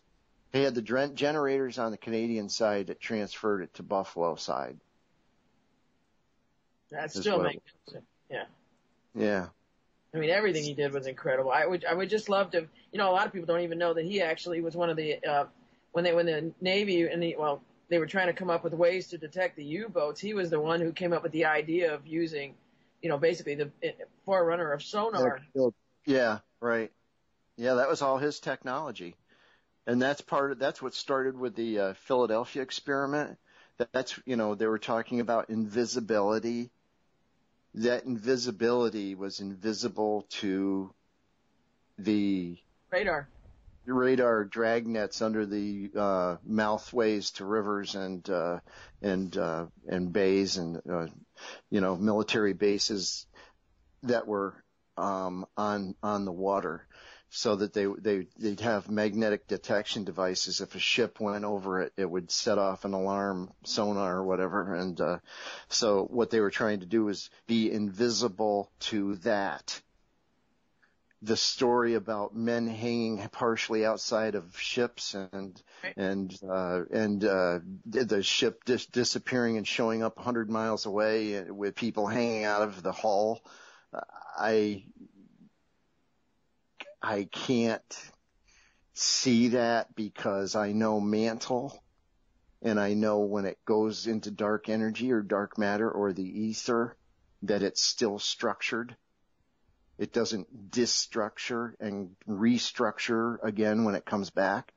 It's still in form. So how can it be disformed and reformed when it comes back and forth to make a sprite? It doesn't. It's not like a transporter that has the wrong matrix. Right. You don't turn into the Starship teleport room where you turn into electricity and then you come back with a peacock stuck out of your ear. Exactly. I mean, I could see where it could melt the aluminum or the metal of the ship, and you could get stuck in it if there was some sort of a disaster like that. Certain alloys, like I said, this is carbon and hydrogen, and that's what we are. We're carbon and hydrogen. But if you take plastic or something else like that and raise its frequency to that level, either it's going to fall apart and melt, or it's going to vaporize to ash or something like that. It's not going to every molecule in our body has an address. Everything has an address in the universe. And when you separate something like that, it comes back again. So I don't, teleportation might be part of that technology. I don't know. We'll have to wait and see. I got to go, guys. Well, thank you so much. Thank you. Yeah, it was great talking with you. I got to do it more often. I got to learn how to communicate, polish my communication skills. You're doing brilliant. You're brilliant. Don't second guess yourself. You're perfect. It sounds like excellent job. You did an excellent job, and we would be more than glad to help you polish as often as you like. Thank you, Ronald. Okay, you guys, thanks very much. I loved it, and take care. I'll talk to you again. And you're amazing. Thank you. Okay, thanks, guys. Talk to you later. Bye. Bye, Ronald. You're amazing. Bye-bye. What an honor. Yeah. What an incredible honor. Boy, it is so excellent that you put this together tonight. I tell you, that extra, I don't know what that was. Let me tell you, this was the universe, not me. I don't even know. After we were talking, I think it was yesterday? The day before? They're melting together. I don't know what I was doing, and I went on Facebook, and then I watched the video with Fernando and Alfred, And I said, I've been trying to post this to my wall for 2 days, and my thing kept freezing. And he responded. He laughed or said something. So I just messaged him and I said, how would you like to speak on air? And right away he came right back and responded, and I was so happy because most people on Facebook they don't respond. They just don't respond for some reason, and he did. And I was so happy, and the next thing I knew, then Ronald, I told you, Ronald came on, and the rest is history. And it's just amazing, really amazing. How did you find Ronald? Ronald on, well, I started that FastPap group, the Free Energy, Alternative Energy Technologies group. And I just wanted to promote free energy. I just really wanted people to be more aware of it. And this one gentleman came on. He gave me 600 of his members from his group, and I don't even remember what his name was. And it just all. And then another woman that I know from Facebook invited Ronald to come, and he goes, "Oh, what's this? Another Tesla group?" And that was around the time when that Tesla deal was going on. It was, I guess it was last year or something. And I didn't know who he was. I didn't know anything about him. And I said, well, why don't you hang around and see what it's about? And he did. He hung around, and then he started posting his little video and different information. And I started to work on him this past year. How about coming on the show? How about being my guest? And he was interested, but I think he was afraid to just jump into it because he had never done it before. So that was part of the problem, is that he had never spoken on a radio show before, so he was ambivalent about it.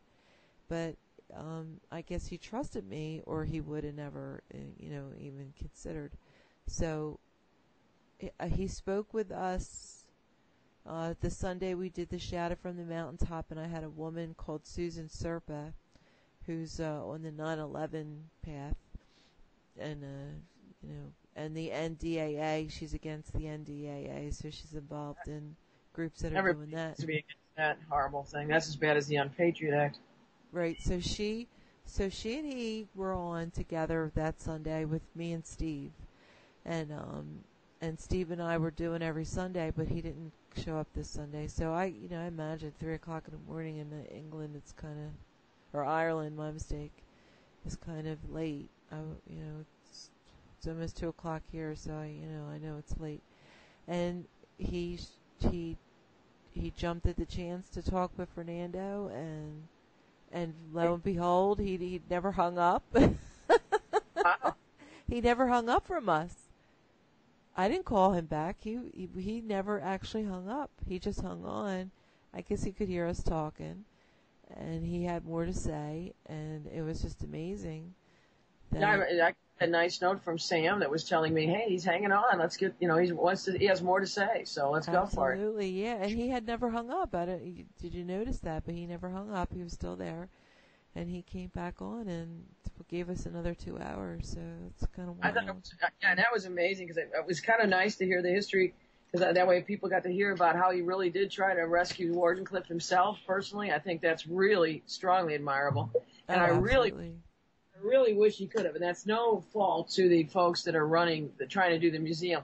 I just think an active research facility would be so much more of a true honor to Tesla, especially given the site and how important that particular landline location would be. That it's like, boy, if he could have got a hold of that and then made it a profitable thing where you could do the research facility instead of just a static museum, but maybe they can still pull it together.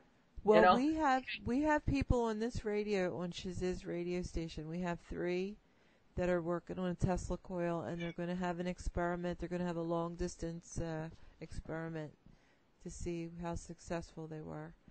So we have Colty, Kent, and Shaziz are, doing.